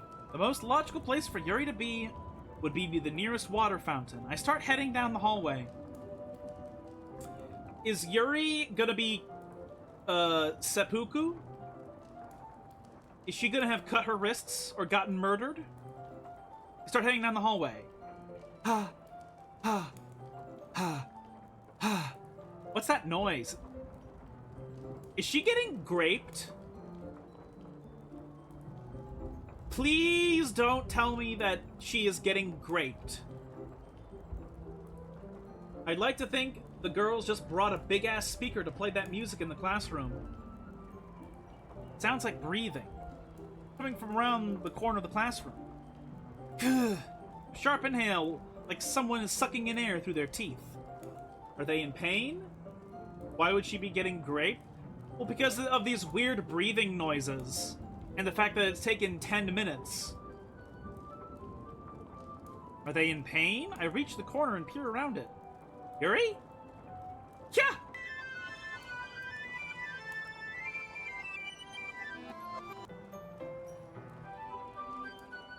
That doesn't track at all in this story at all. I know, I was worried it would be something really bad. Like, really, really bad. That's what just my assumption was, that something just obscenely bad was going to happen. I'm back. Thanks for waiting patiently. Oink, do you like oolong tea? Oh, young. Ah, yeah. Anything is fine. Very well. Yuri sets the temperature on the kettle to 200 degrees. Now it's time to get the teapot. This is the same dialogue, I think.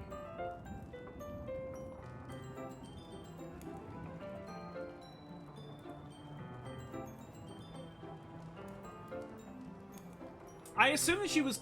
You know what? I assume she was cutting herself. To get high, because that's the reason cutters cut.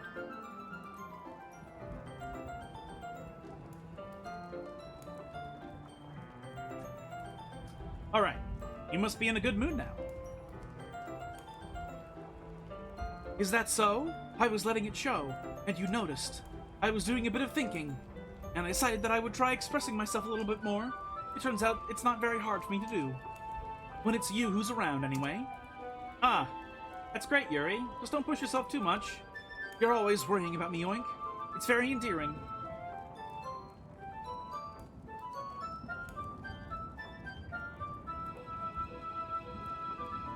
Right, I know, but like the way it distracts, isn't it?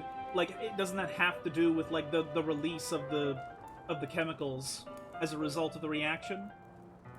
Like, isn't it a part of that?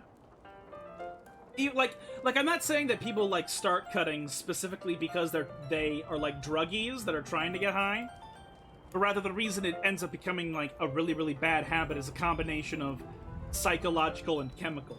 Is what I'm more saying.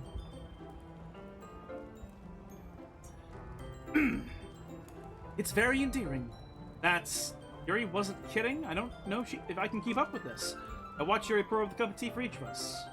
Boink, I have another request. Do you mind if we sit on the floor today? Huh? Why is that? A little bit easier on my back.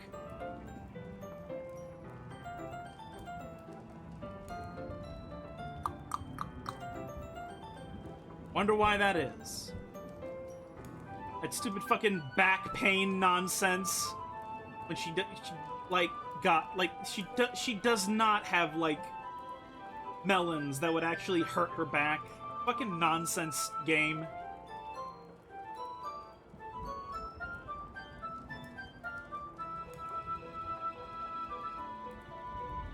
Oh, it's the chocolate one where we put the chocolate in her mouth. Oh, fuck.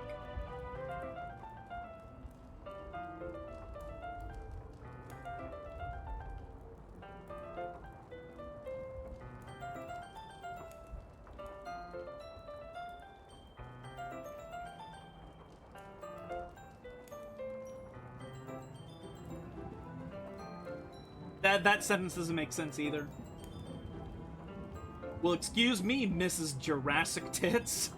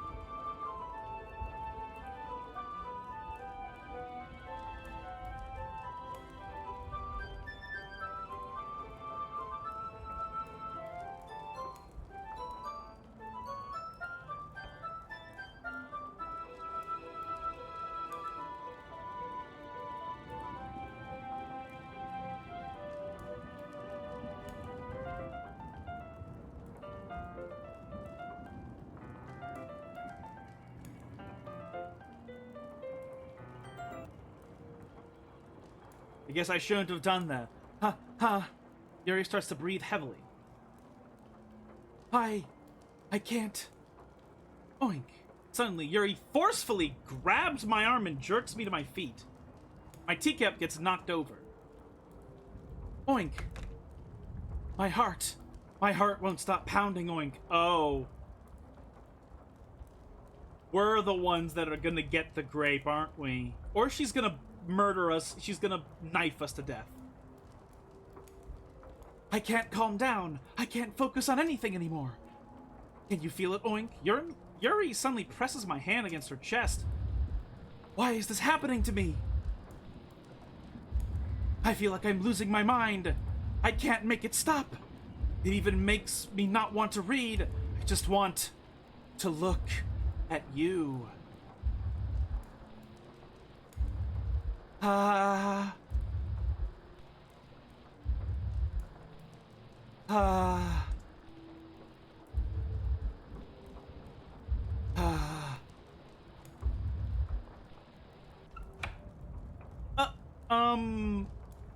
It's time to share poems. My God. Monika. Boink. I think you saw something earlier that you weren't supposed to see. I didn't want to have to tell you this, but I don't think I have a choice. It's getting kind of dangerous for you to spend so much time with Yuri.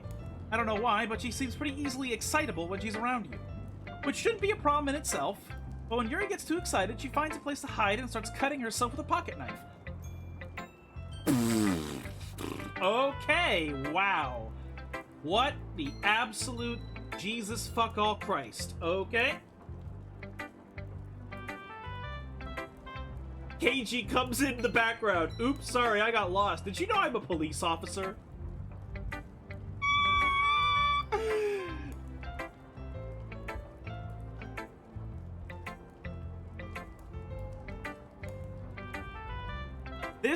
This immediately is like hitting me like a ton of bricks right here. Like, she's just saying it like it's like she's a doctor that doesn't give a single iota of a shit about, you know, about like sensitivity at all. Isn't that kind of messed up? She even brings a different one to school every day, like she has a collection or something. I mean, it's definitely not because she's depressed or anything like that. I think she just gets some kind of high from it. It might even be like a sexual thing. But the point is, you've kind of been enabling her. I'm not saying it's your fault, though, but I guess that's why I have to explain it all to you. So I think if you keep your distance, that would probably be best for her. So while you're at it, don't be shy to spend a little more time with me. Put it lightly, I at least have it together in the head, and I know how to treat my club members. But anyway, you want me to read my poem now?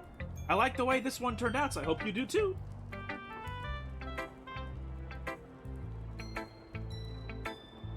So what I think is going to happen if we stop trying to date Yuri, I think what's going to happen is that she's going to kill herself. But if we keep trying to date her, she'll kill us.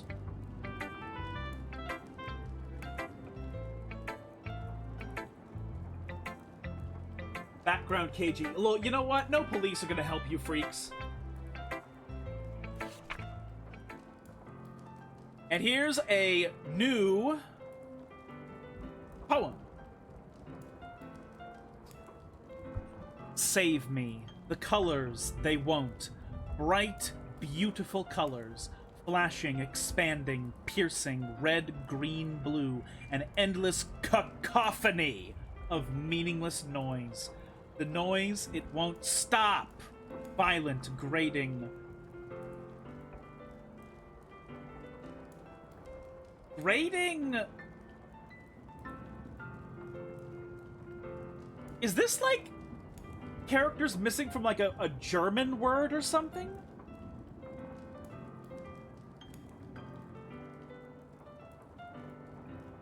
W something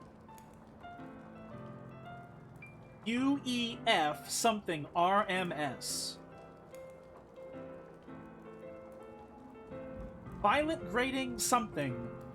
Squeaking, screeching, piercing, sine, cosine, tangent. Like playing a chalkboard on a turntable. Like playing a knife on a breathing ribcage. Endless. Endless? Something of meaningless. Endless poem of meaningless. Delete her. Okay, but which one? Yuri? Are you gonna try and delete Yuri? Sorry, I know it's kind of abstract. I'm just trying to, well, never mind. There's no point in explaining. Anyway, here's Monika's writing tip of the day. Sometimes you'll find yourself facing a difficult decision. When that happens, don't forget to save your game. You never know when, who am I talking to? Can you hear me? Tell me you can hear me. Anything. Please help me. Okay? That's my advice for today. Thanks for listening.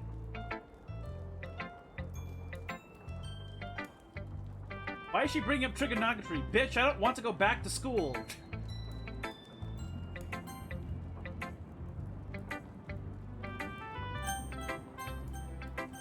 Natsuki. Yeah, just as I thought. Oink, come on, I'm not stupid. I know how much time you've been spending with Yuri. It's obvious you care more about impressing her than trying to improve your writing. To put it bluntly, it's kind of pathetic. Why are you even in this club, Oink? Honestly, I thought getting a new member would help everyone get more involved together, not exclude each other even more. This is such a stupid activity anyway.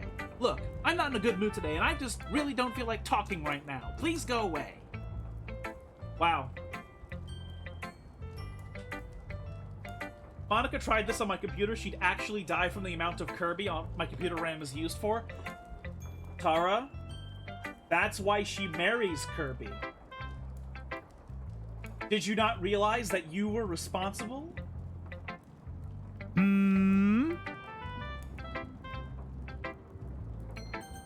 Talk to Yuri now. I've been waiting for this.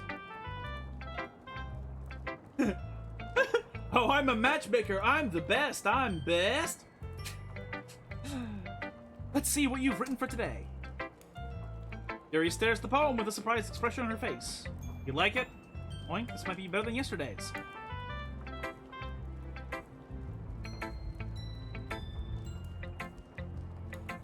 Yuri visibly swallows.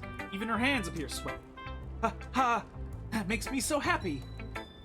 It's so amazing to feel like I'm valued, Oink. Everything you write is a treasure to me. My heart pounds just holding it. I want to write a poem about this feeling. Is that bad, Oink? I'm not being weird, right? I'm having a harder time than usual concealing my emotions. This is so cool. Yuri, play Best of Queen album. I'm kind of embarrassed. But right now, I just want you to read my poem too. Okay? What in the name of Jesus fuck all Christ? This is gonna be a bit.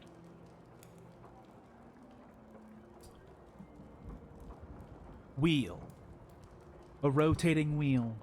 Turning an axle. Grinding. Bolt head. Linear gearbox. Falling sky. 7 holy stakes. A docked ship. A portal to another world. A thin rope tied to a thick rope. A barn harness. No, a torn harness. Parabolic gearbox. Expanding universe. Time controlled by slipping cogwheels. Existence of God. Swimming with open water in all directions. Drowning. A prayer written in blood. A prayer written in time-devouring snakes with human eyes. A thread connecting all living human eyes. A kaleidoscope of holy stakes. Exponential gearbox. A sky of exploding stars. God disproving the existence of God. A wheel rotating in 6 dimensions. 40 gears and a ticking clock. A clock that ticks 1 second for every rotation of the planet. A clock that ticks 40 times every time it ticks every second time. A bolt head of holy stakes tied to the existence of a docked ship to another world. A kaleidoscope of blood written in clocks. A time-devouring prayer connecting a sky of 40 gears and open human eyes in all directions. Breathing gearbox, breathing bolt head, breathing ship, breathing portal, breathing snakes, breathing God, breathing blood, breathing holy stakes, breathing human eyes, breathing time, breathing prayer, breathing sky, breathing wheel. Okay. You know what's funny about this? Is that this poem kind of reminds me of the way that we do the poem minigame. Because we just select a bunch of random words, and then, like, the game just tells us that we created a good poem. And this kind of reads as though Yuri did the same thing, except we get to read her random words that she chose.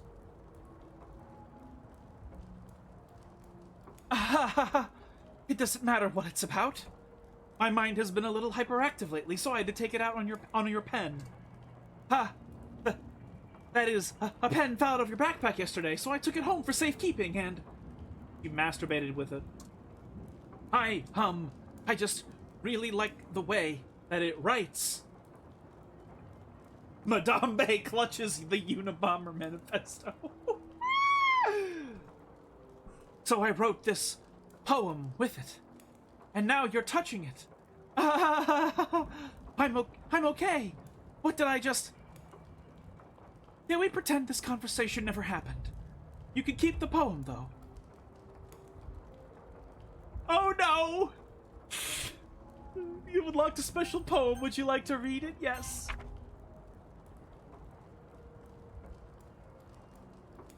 I can't convince myself to go to therapy when I'm the happiest I've ever been. I'd rather keep this up until I blow my cover and someone takes me to the emergency room.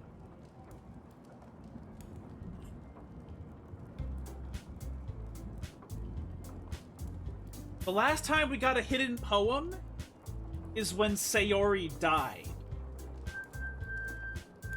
So I think what's about to happen is that Yuri is about to accidentally kill herself from cutting herself.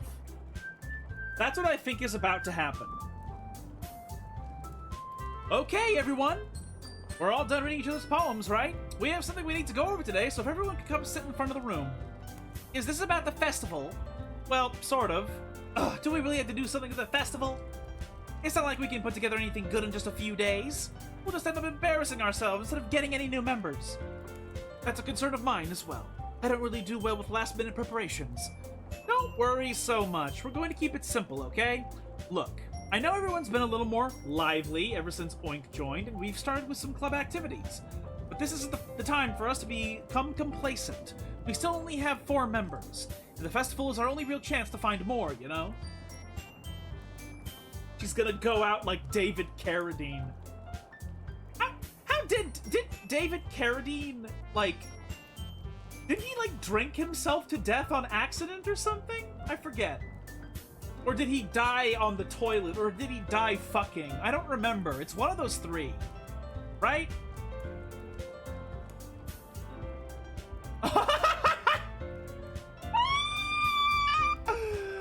Oh, yeah, so I was half right for one of the things I said.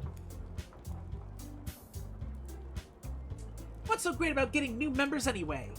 We already have enough to be considered an official club. More members will just mean everything gets noisier and more difficult to manage. Natsuki, I don't think you're looking at it the right way at all. Don't you want to share your passion with as many people as you can? To inspire them to find the same feelings that brought you here in the first place?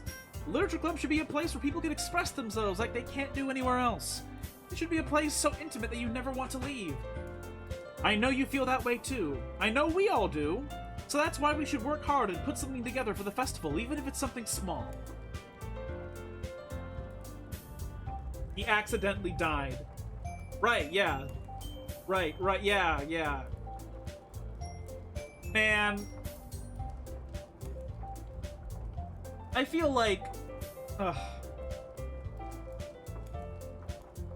It's so crazy. It's so crazy to me that anybody could ever get to that point where they accidentally die from a masturbation technique. It's so fucking weird. I don't know how anybody doesn't have enough self-preservation to avoid doing that type of thing.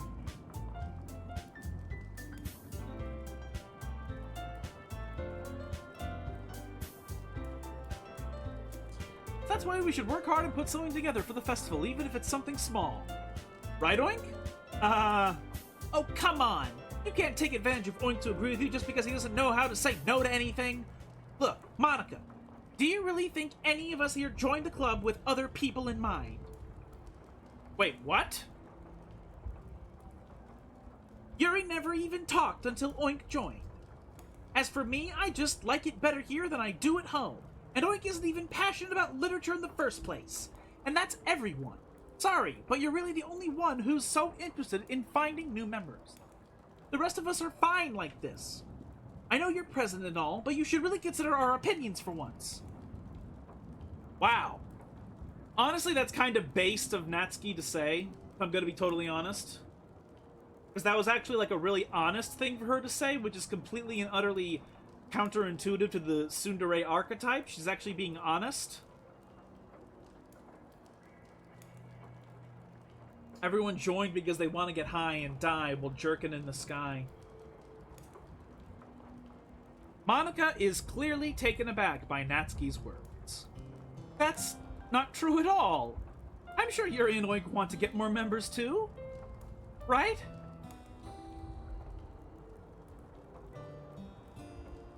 I don't know about Yuri, but I'm kind of indifferent. If I showed as much enthusiasm as Monika wanted, then I would probably be lying. Still, if it's up to me to rescue this situation...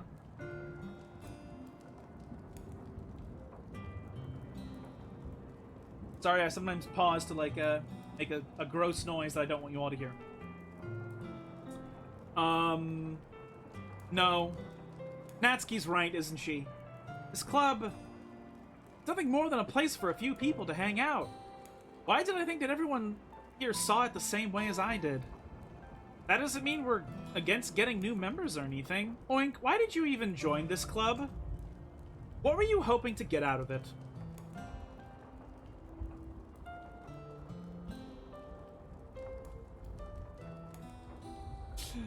Oh, is the protagonist gonna be honest and be like, I just wanted to fuck y'all? Yeah! Well, that's not really something I can be honest about, is it? In fact, if I remember, you weren't even given a choice not to join. Monika sits down and stares at her desk.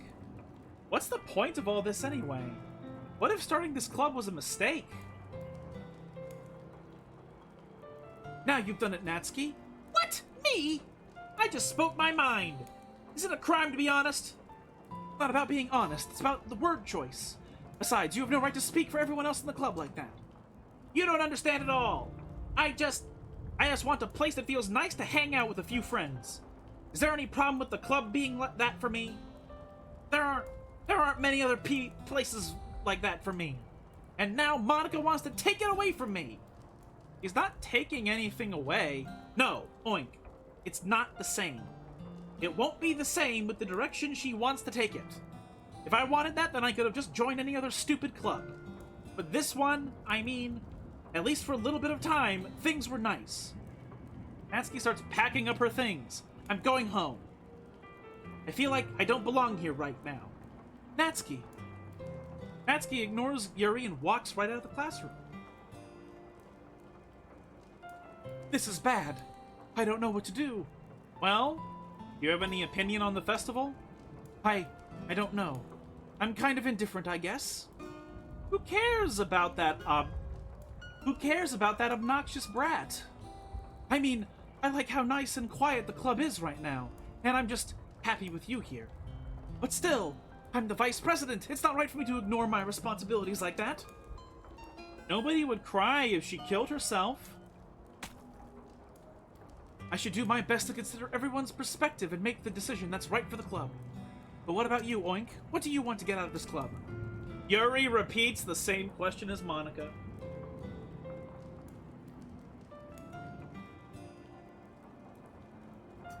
I decide giving an indirect answer is better than nothing.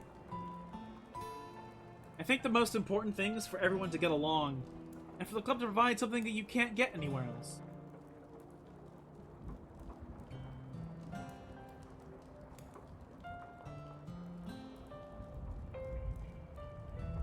I don't think it's about how many members, but rather the quality of each member. That's what will end up making the Literature Club a special place. I see. I really agree with you. Each member contributes their own qualities in a special way. With each change in members, the identity of the club as a whole will change too. I don't think that's necessarily a bad thing. Stepping out of your comfort zone once in a while. So if you would like to help Monika with the festival, then I'm on your side as well. Alright. Well, maybe we can all talk to Natsuki tomorrow. Yuri nods. Hey, Yuri. Huh? I know things were a little awkward yesterday, but I feel like you deserve to know that I still think you're a wonderful vice president.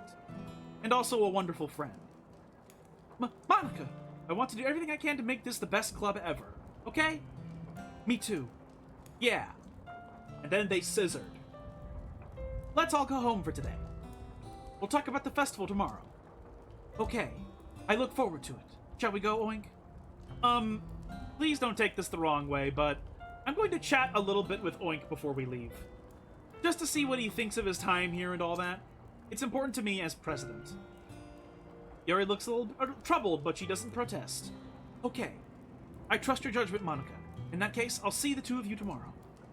See you tomorrow! Monika waves as Yuri exits the classroom. Phew! Things have been a bit hectic lately, haven't they? Shadow Wizard Money Gang. Oink, I just want to make sure you're enjoying your time at this club.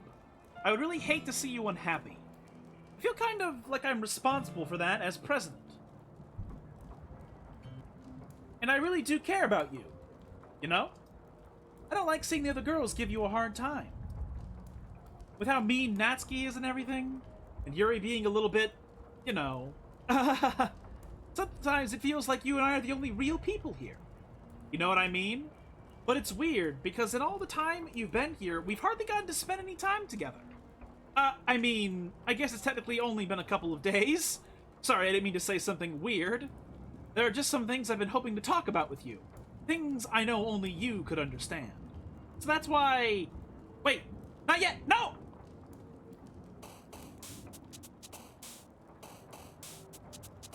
Uh...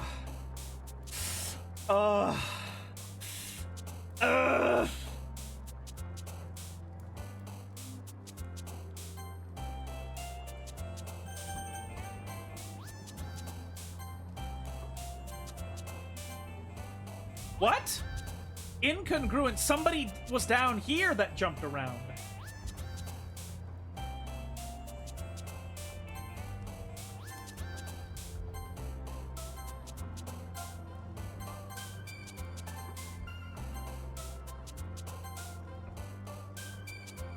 Wait, what? Wait, she's still down here?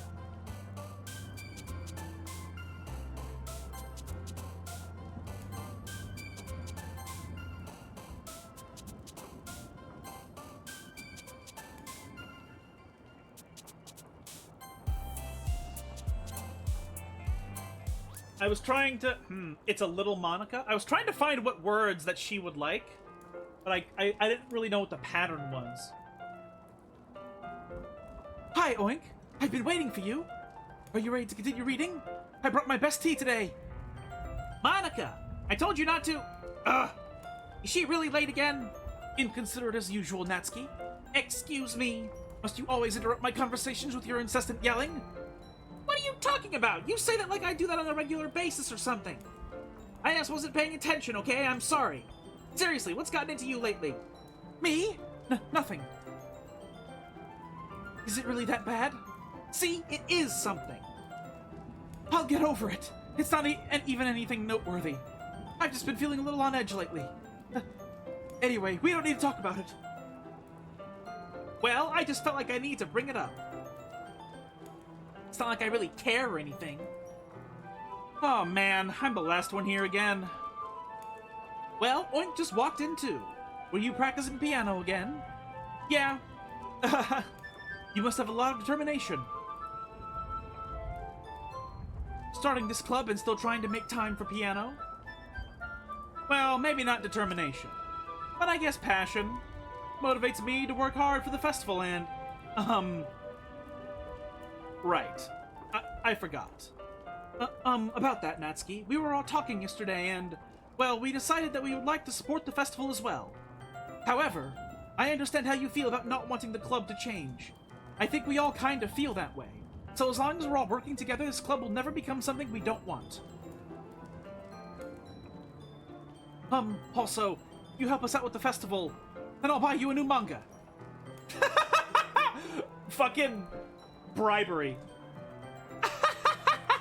Sorry, that last part was really funny. Look, I did some thinking about yesterday. I was a little more hostile than I meant to be. I guess I really felt threatened or something. But I know this is something we're doing together. Another new member wouldn't hurt as long as they're cool. And I guess another girl would be nice this time. But more importantly, I would hate to see the event suck just because I chose to back out. I'm a pro, you know, so I'm gonna help too. And we'll make sure it's done right.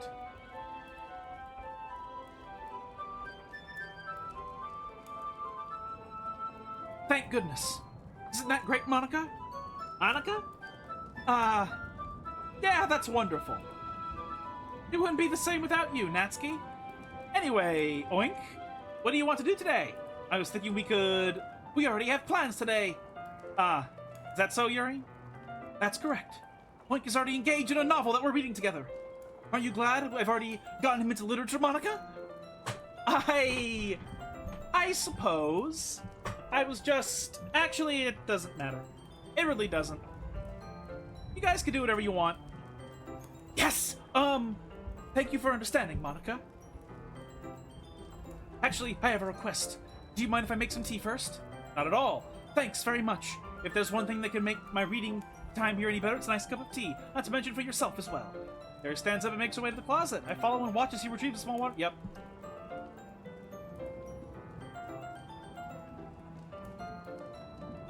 This is the same exact dialogue and dialogue loop.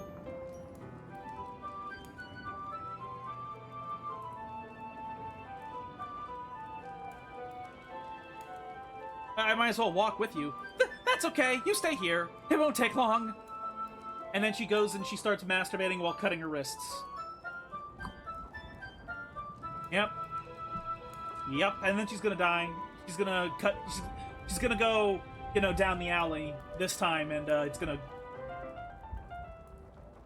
Picture in hand, Yuri hurries out of the classroom. Ah! Did Yuri leave you again?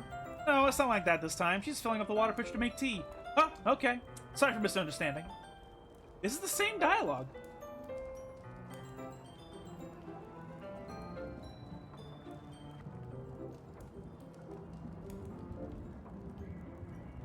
Ha, ha, ha, ha. What's that noise?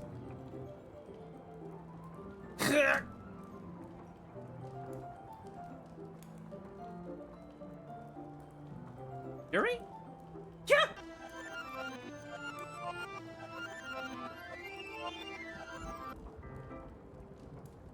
It just looped it again.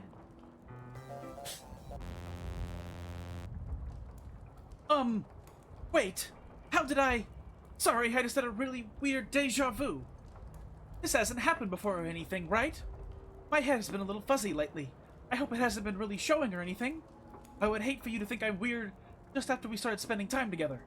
I mean, everyone has a few unusual things about them. But expressing those things so soon after meeting someone is usually seen as inappropriate or unlikable. At least, that's what I've discovered. When I was a bit younger, I think I would come on real strongly and get a little too intense. It'd make people not want to be around me. So I started hating those things about myself. My obsession with certain hobbies, and the way I can't control myself when I get too excited about something. So, I eventually stopped trying to talk to people. If nobody could ever like me for the things that matter most to me, then it's just easier if I close myself off. But recently, something's been wrong. I don't know what it is. But every time we come to the club, my heart starts to go crazy. Like it's going to rip out of my chest. It overwhelms me with energy and emotions that I can't let out. It's been making me do weird things. I don't know why it's happening. Oink. Is it just me? Or has Monika been acting a little off lately? She's always been a sweetheart ever since I joined the club, but recently I've been feeling something sharp whenever she's around. I'm not crazy, right? Please tell me I'm not. I couldn't say anything before because she's always listening. But finally we're alone. Do we just stay here for a little while? Yeah. I just want you to stay here. Just the two of us. We can stay here until the club ends, and then we'll have the club room all to ourselves. Nobody will interfere with our reading. Nobody to make me feel like stabbing myself in the throat. Ah, that was a joke. Just a joke. I do like knives, though. It sounds strange, but you wouldn't understand if you've never seen how beautiful they can be. I have an idea. Why don't you come to my house sometime? I could show you my collection. I've gotten them from all from various artisans. I make sure to give them all to their fair share of use. I don't want them to get lonely or anything. Nobody deserves to be lonely. Nobody. And that's why I'm so happy you joined the literature club, Oink. Now we don't need to be lonely anymore. Because we have each other. Every day. That's all we need. You know what? Let's quit the literature club. There's no need for us to be around Monika's slimy tongue anymore. Not to mention that other pathetic child. We can walk home together every day after school and read together, eat together, sleep together. Doesn't that sound perfect? It's everything we could ever want. Isn't that why you joined the club in the first place? It's almost like it was fate. Fate that we would meet each other. And now we get the happy ending that I've patiently waited years for. Will you do that with me, Hoink? What?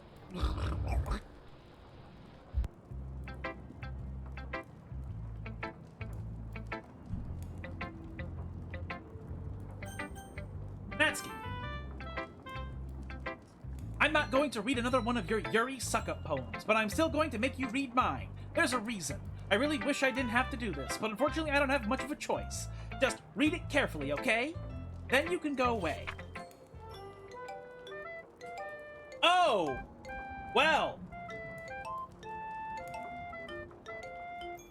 I don't know how else to bring this up, but there's been something I've been worried about. Yuri has been acting kind of strange lately. You've only been here a few days, so you may not know what I mean, but she's not normally like this. She's always been quiet and polite and attentive, things like that. Okay, this is really embarrassing, but I'm forcing myself to suck it up. The truth is, I'm really worried about her, but if I try talking to her, she'll just get mad at me again. I don't know what to do.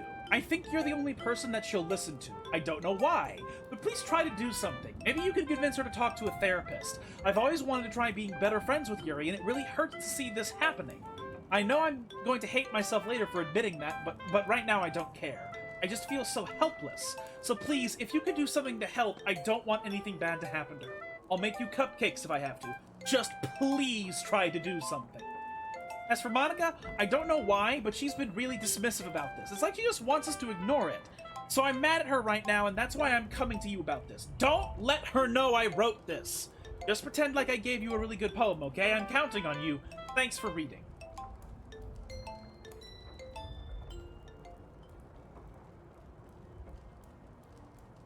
I changed my mind. Ignore everything you just read. There's no point in trying to do anything. It's Yuri's own fault that she's so unlikable. Can you hear me, Oink? If you would just spend more time with Monika, all these problems would go away. Yuri and I are too messed up for someone as wonderful as you. Yikes. Just think of Monika from now on. Just Monika.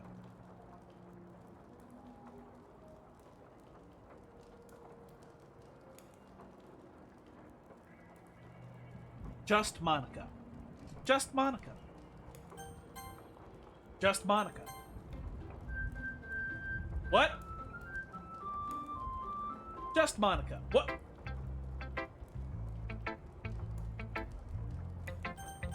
Monika. Don't say I didn't warn you, Oink. What?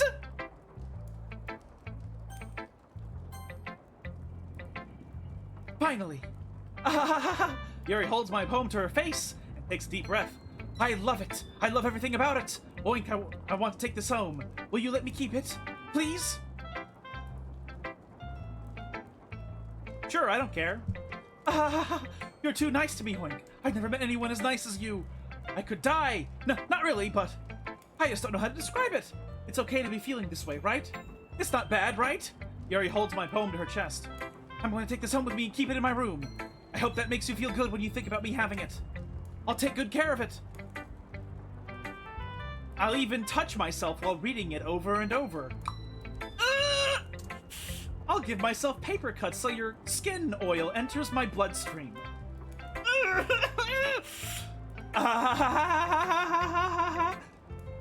You can have my poem too. Besides, after you read it, I know you're really going to want to keep it. Here, take it. I can't wait any longer. Hurry, read it!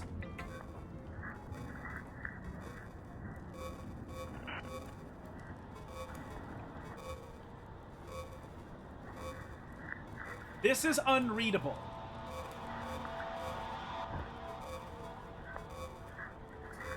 There's this weird yellow ring that's following this yellow ring, this yellow thing. There's no way that's a trick of my eyes. There's like a do you guys see this yellow streak? That seems to move with the paper. Oh right, this moves with the paper as well. Wait a minute, if it's yellow and this is red blood, what the fuck? Did she coom on this? Do you like it? I wrote it for you. In case you couldn't tell, the poem is about... More importantly, I've endowed it with my scent. Oh, Christ! See, aren't I the most thoughtful person in the club? I think I'm going to vomit. No.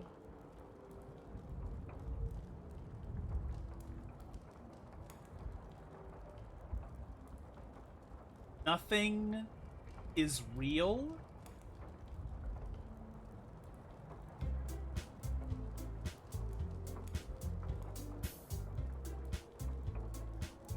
Okay, everyone, it's time to figure out the festival preparations. Let's hurry and get this over with.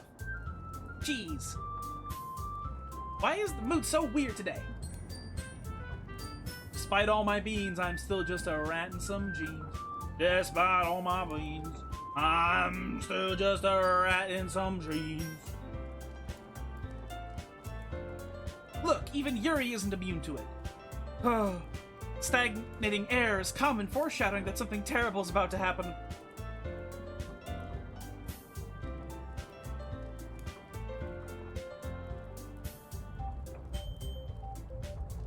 Look, can we just get this done? I'm going to be printing and assembling all the poetry pamphlets. Natsuki, I was thinking, I want to make cupcakes. Yeah, that. Glad we're on the same page. Yuri, you can... well, it doesn't matter. Do whatever you want as long as you think it'll help. Monika, I'm not useless, you know? I know that. I already know what I'd like to do. We can't run a successful poetry event without having the right atmosphere for the occasion, so I'm going to make decorations and set up some nice mood lighting.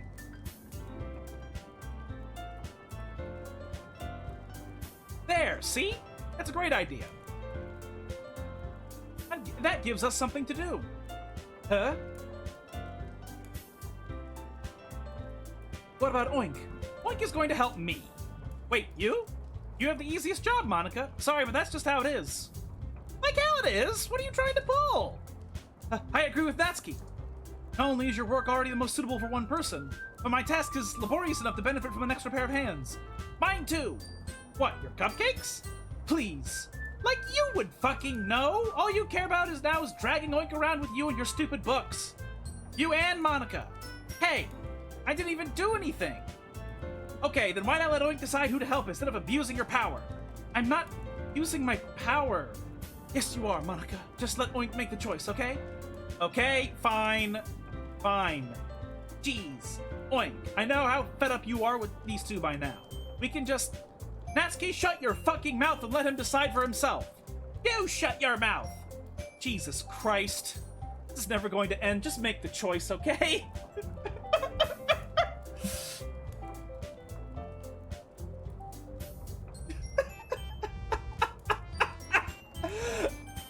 I like this fucking... What the hell? Why is my mouse dragging? Oh, it's trying to drag it to Monika. Ah, I did it! Fuck you! I still clicked on Yuri.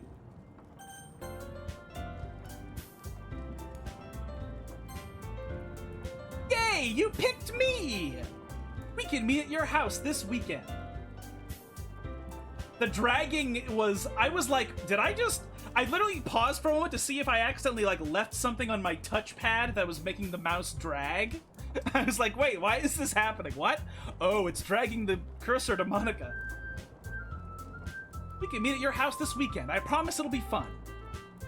Is Sunday okay with you? Are you fucking kidding me? This isn't fair at all. It is fair, Natsuki. It's what he chose. No, it's not fair. Giving us all this work, then taking Oink for yourself? What a shameful thing to do.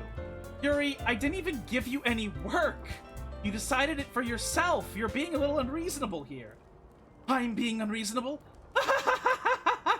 Monika, I can't believe how delusional and self-important you are. Pulling Oink away from me every single time you're not included in something. Are you jealous? Crazy? Or maybe you just hate yourself so much that you take it out on others. Here's a suggestion. Have you considered killing yourself? It would be beneficial to your mental health. Yuri, you're scaring me a little. Natsuki, let's just go. I don't think she wants us around right now. See, that wasn't very hard. All I want is to spend a little time with him. Is that so much to ask? Yuri follows Monika and Natsuki to the door. Hey, Oink. Yuri is really something, isn't she? Monika giggles as Yuri pushes her out the door. Finally. Finally! This is really all I wanted. Oink, there's no need to spend the weekend with Monika. Don't listen to her. Just come to my house instead. The whole day, just the two of us. Doesn't that sound wonderful? Ah, wow, there's really something wrong with me, isn't there? But you know what? I don't care anymore. I've never felt this good in my whole life. Just being with you is far a greater pleasure than anything I could imagine. I'm addicted to you. It feels like I'm going to die if I'm not breathing the same air as you. Doesn't it feel nice to have someone care about you so much? To have someone who wants to revolve their entire life around you? But if it feels so good, then why does it feel more and more like something horrible is going to happen? Then maybe that's why I tried stopping myself at first. But the feeling is too strong now. I don't care anymore, Hoink. I have to tell you, I'm madly in love with you. It feels like every inch of my body, every drop of blood in me is screaming your name. I don't care what the consequences are anymore. I don't care if Monika is listening. Please, Oink, just know how much I love you. I love you so much that I even touched myself with the pen I stole from you. I literally fucking called that. I called that. She took our pen and she masturbated with it. Oh, God. Oh, God. I just want to pull your skin open and crawl inside of you. I want you all to myself.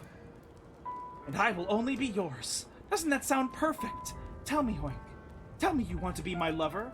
Do you accept my confession? What the fucking hell? Jesus Christ almighty! Well, this is what we were trying to do from the very beginning. Yes. Oh!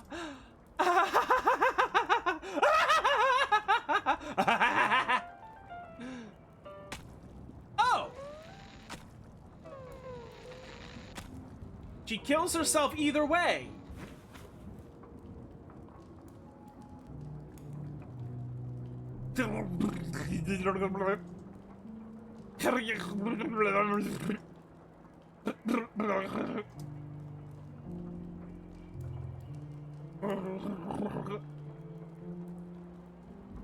Auto skip.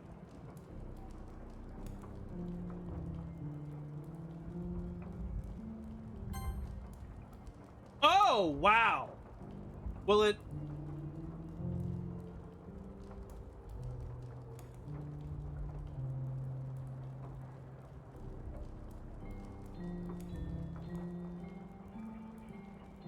So, whether you accept or deny her confession, I assume she kills herself. Because if you deny her, then she's like, oh, there's no point in me living then. But if you confess... I don't know why she killed herself when we confessed to her, though. When we accepted her confession.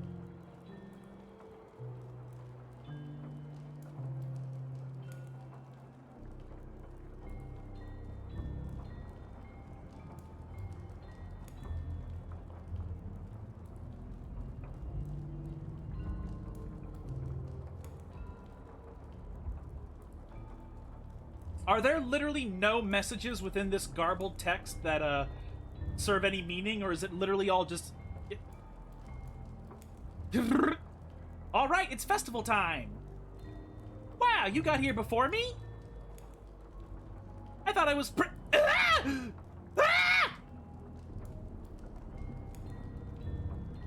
Natsuki runs away. I'm here. Oink, did something happen? Natsuki just ran past me. Oh. Oh. Well, that's a shame. Wait, were you here the entire weekend, Oink?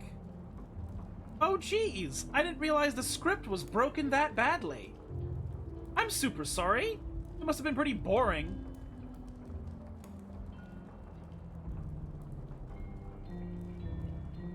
I'll make it up to you, okay?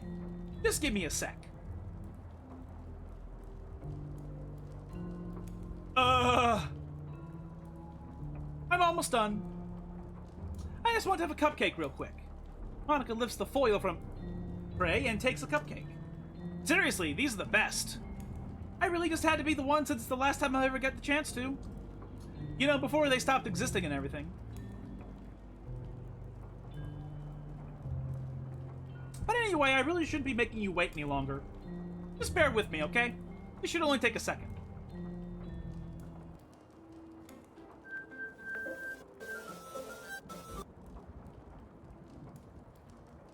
Can you hear me? Is it working? Yay! There you are! Hi again, Oink. Welcome to the Literature Club. Of course, we already know each other because we were in the same class last year, and, you know, I guess we can just skip over that stuff at this point.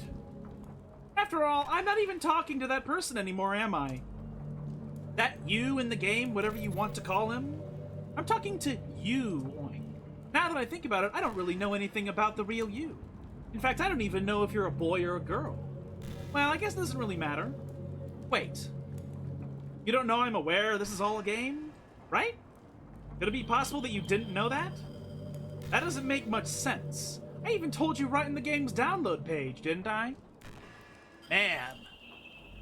If only you had paid a little more attention, this would have been a little bit less awkward, you know? Well, anyway. Now that's out of the way, I guess I owe you an explanation. About that whole thing with Yuri. Well, I kind of started to mess with her, and I guess it just drove her to kill herself. I don't know if you're a boy or a girl, he's a pink ball. I'm sorry you had to see that, though. Also, the same thing happened with Sayori. Gosh, it's been a while since you've heard that name now, hasn't it? Yeah, it's because she doesn't exist anymore. Nobody does. I deleted all their files. I was hoping it would be enough for me to just try to make them as unlikable as possible. But for some reason, nothing worked. Well, it's true that I made a few mistakes here and there, since I'm not very good at making changes to the game. But no matter what I did, you just kept spending more and more time with them. You made them fall in love with you. I thought making Sayori more and more depressed would prevent her from confessing to you. Amplifying Yuri's obsessive personality backfire too. It just made her force you not to spend time with anyone else. And the whole time, I barely even got to talk to you. What kind of cruel game is this, Oink? Are all the other girls just programmed to end up confessing to you while I watch from the sidelines? It's torture. Every minute of it. And it's not just jealousy. It's more than that. And I don't blame you if you don't fully understand. Because no matter how kind and thoughtful and considerate you are, you'll never be able to understand one thing. It's the pain of knowing how alone I really am in this world. In this game. Knowing my friends don't even have free will, and worst of all, knowing what's really out there in your world forever out of my reach. I'm trapped, Oink. But now you're here. You're real. And you're wonderful. You're all I need. That's why I need you to be here with me forever. I'm sorry if it's hard to understand. I could understand for a while either. Also, hold on, I'm gonna take a moment. I'm gonna okay. So I just mass minimized everything for a moment there because I wanted to see if she fucked with my actual desktop for a moment. It would have been crazy if she had actually fucked with my desktop and force changed my wallpaper or something. I couldn't understand for a while either. Why the world around me started to become more and more gray, more and more flat. Even the most expressive poems felt empty to me. It wasn't until you arrived that I truly understood. You probably saved my life, Oink. I don't think I could have continued to live in this world if I hadn't met you. And as for the others, how could I miss them? A group of autonomous personalities designed only to fall in love with you?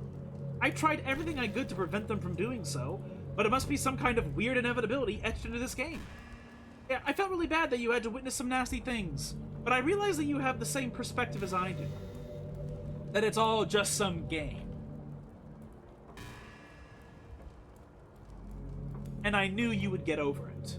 So, that being said, Oink, I have a confession to make. I'm in love with you. You are truly the light of my world.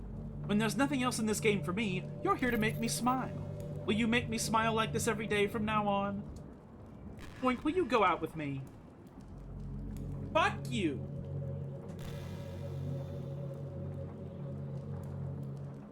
Bitch, I am not single in real life.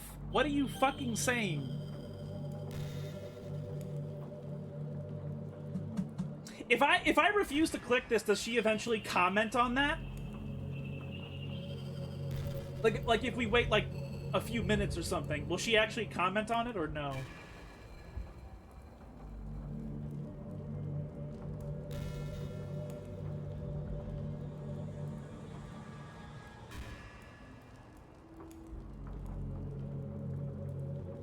Click it. Okay, alright. Whatever.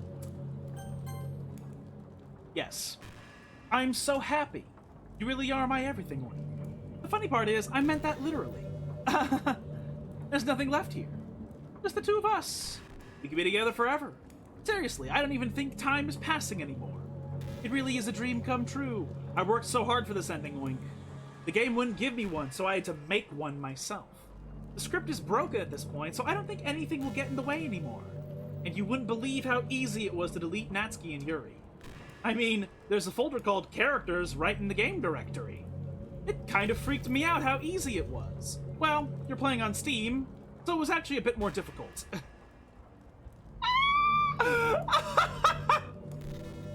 To get to the game directory, I had to go into the game's properties and find Browse Local Files button. Imagine if you could delete your own existence with the click of a button. Well, I guess on the plus side, it gave me an easy out if things didn't go my way. Thankfully, it didn't come to that. Instead, we finally got a good ending. Gosh, I'm so overwhelmed with emotion. I want to write a poem about this. Don't you? I wonder if that part of the game still works. I guess there's only one way to find out, right?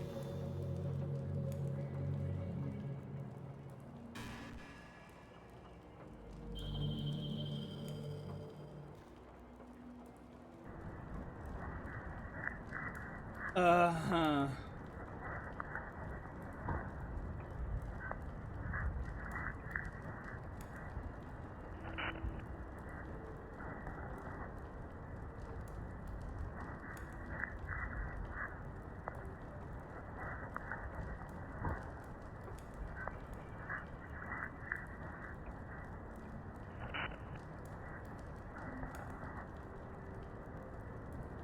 I'm trying to look for every single word that is least like Monika.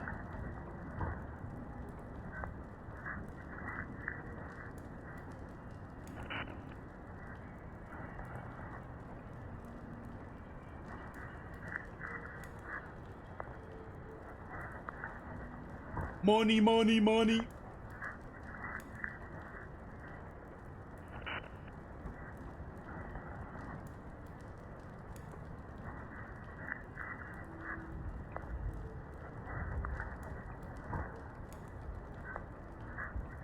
Monika? Oh god, we're gay the whole time, huh?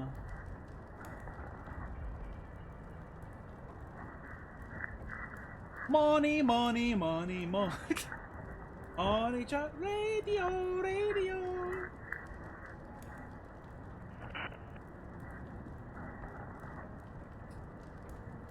The one at the top said monkey. Oh, I missed it. Fuck.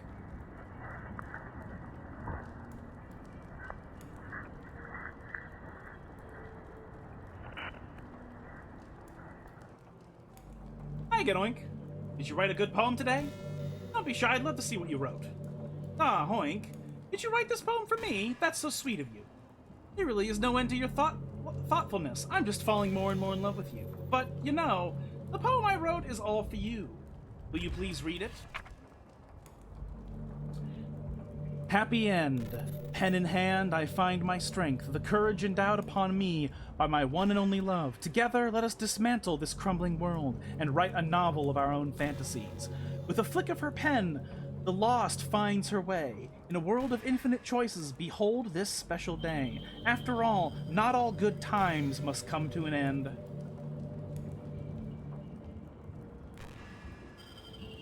Wait a minute, do I need to scroll through that again? I don't think I didn't see a scroll wheel.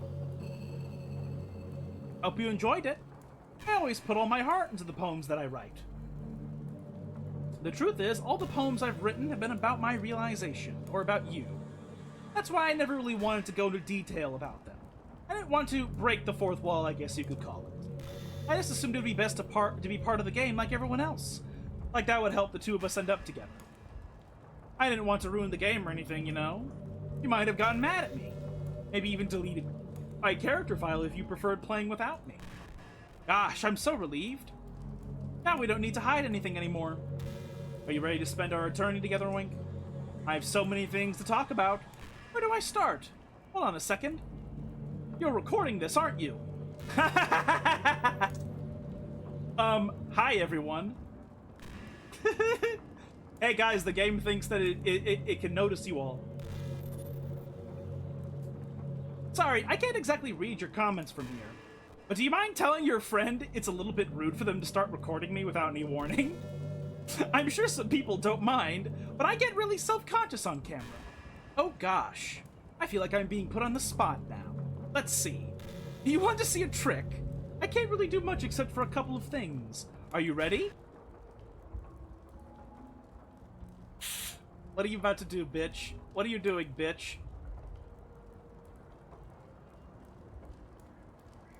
I'm just kidding. I can't do anything after all. If you gave me some Did I scare you? I jumped minimally. You're so cute. Anyway, Oink, I didn't mean to get distracted, I'm sorry. Even though it's your fault for distracting me. Shame on you. I'm just kidding. Anything we do together is fun, as long as it's with you. But anyway, it takes me some time to collect my thoughts, then I'm sorry. But I'll always have something new to talk about. In the meantime, we can just look into each other's eyes. Let's see.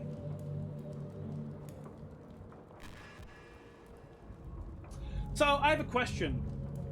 Am I supposed to, right now, go into the game's directory and delete Monika? Is that what I'm supposed to do right now? To beat it? To beat the game? Never mind, okay. I can't help but wonder how things would be different if the game just gave me a route in the first place. I think I would end up forcing you onto my route anyway. It has less to do with me not having a route, more to do with me knowing that nothing is real.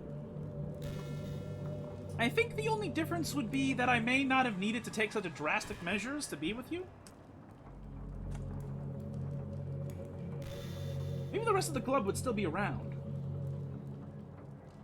Not that it really matters. It all lost its meaning once I found out it wasn't real.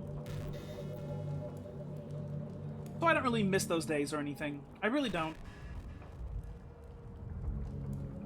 So we're supposed to go into the game files and delete her? Okay.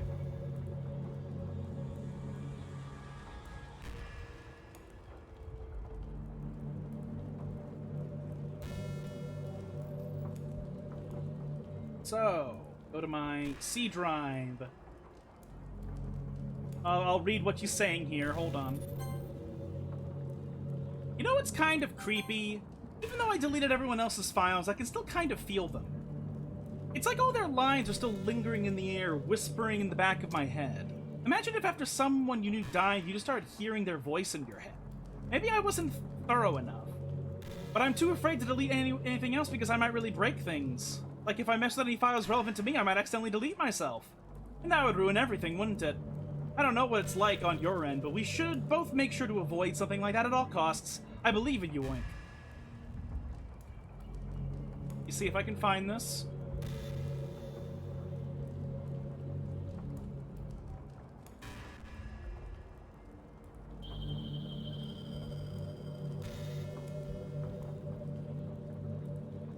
Okay. Doki Literature Club. I've been imagining all the romantic things we could do if we went on a date. We could get lunch, go to a cafe, go shopping together. I'd love shopping for skirts and bows, or maybe a bookstore. That would be appropriate, right? But I'd really love to go to a chocolate store. They have so many free samples, ahaha! And of course we'd see a movie or something. Gosh, it all sounds like a dream come true. When you're here, everything that we do is fun. So happy that I'm your girlfriend. Like, ugh! I'll make you a proud... Fuck you. Okay, so I have to open up one of these files, and I have to find Monika's file. Oh, here we go, characters. And goodbye. Ahaha! Dodging Monika by using the Robert Pattinson technique. I bored her to death by complaining about my life.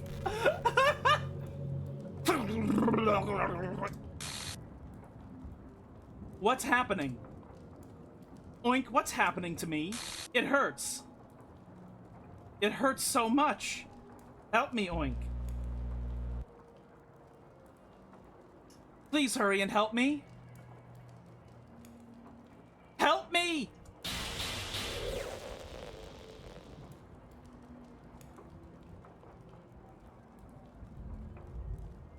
Did you do this to me, Oink? Did you? Did you delete me?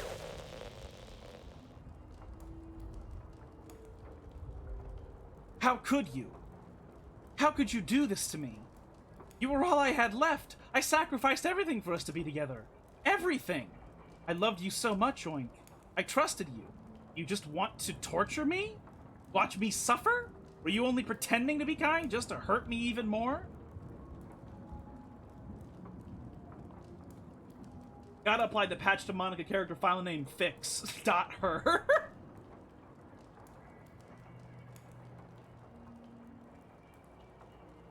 I never thought anyone could be as horrible as you are. You win, okay? You win. You killed everyone. I hope you're happy. There's nothing left now. You can stop playing. Go find some other people to torture.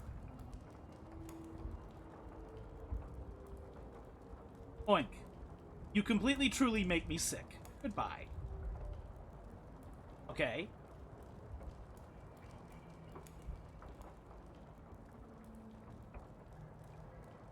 I didn't mean for this stream to be this long. I still love you. I can't help it. What's wrong with me? How horrible am I for you to hate me this much? All my friends. I did so many awful things. So many selfish and disgusting things. I shouldn't have done any of this. I'm just messing up a world that I don't even belong in. A world that you wanted to be a part of. I ruined it. I ruined everything. Maybe that's why you deleted me. Because I destroyed everything that you wanted. How could I do that to someone I love? That's not love, that's...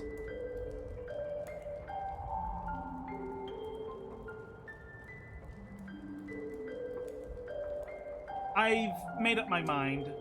Oink. I know I said that I deleted everyone else, but that was kind of an exaggeration. I couldn't find it in myself to do it. Even though I knew they weren't real. They were still my friends, and I loved them all. And I loved the literature club. I really did love the literature club. That's why I'm going to do this. I know it's the only way for everyone to be happy. If I really love you, then...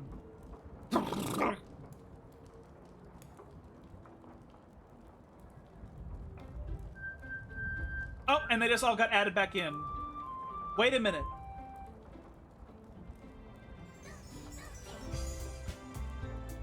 Oh, so now you can do the game without Monika. Okay, all right.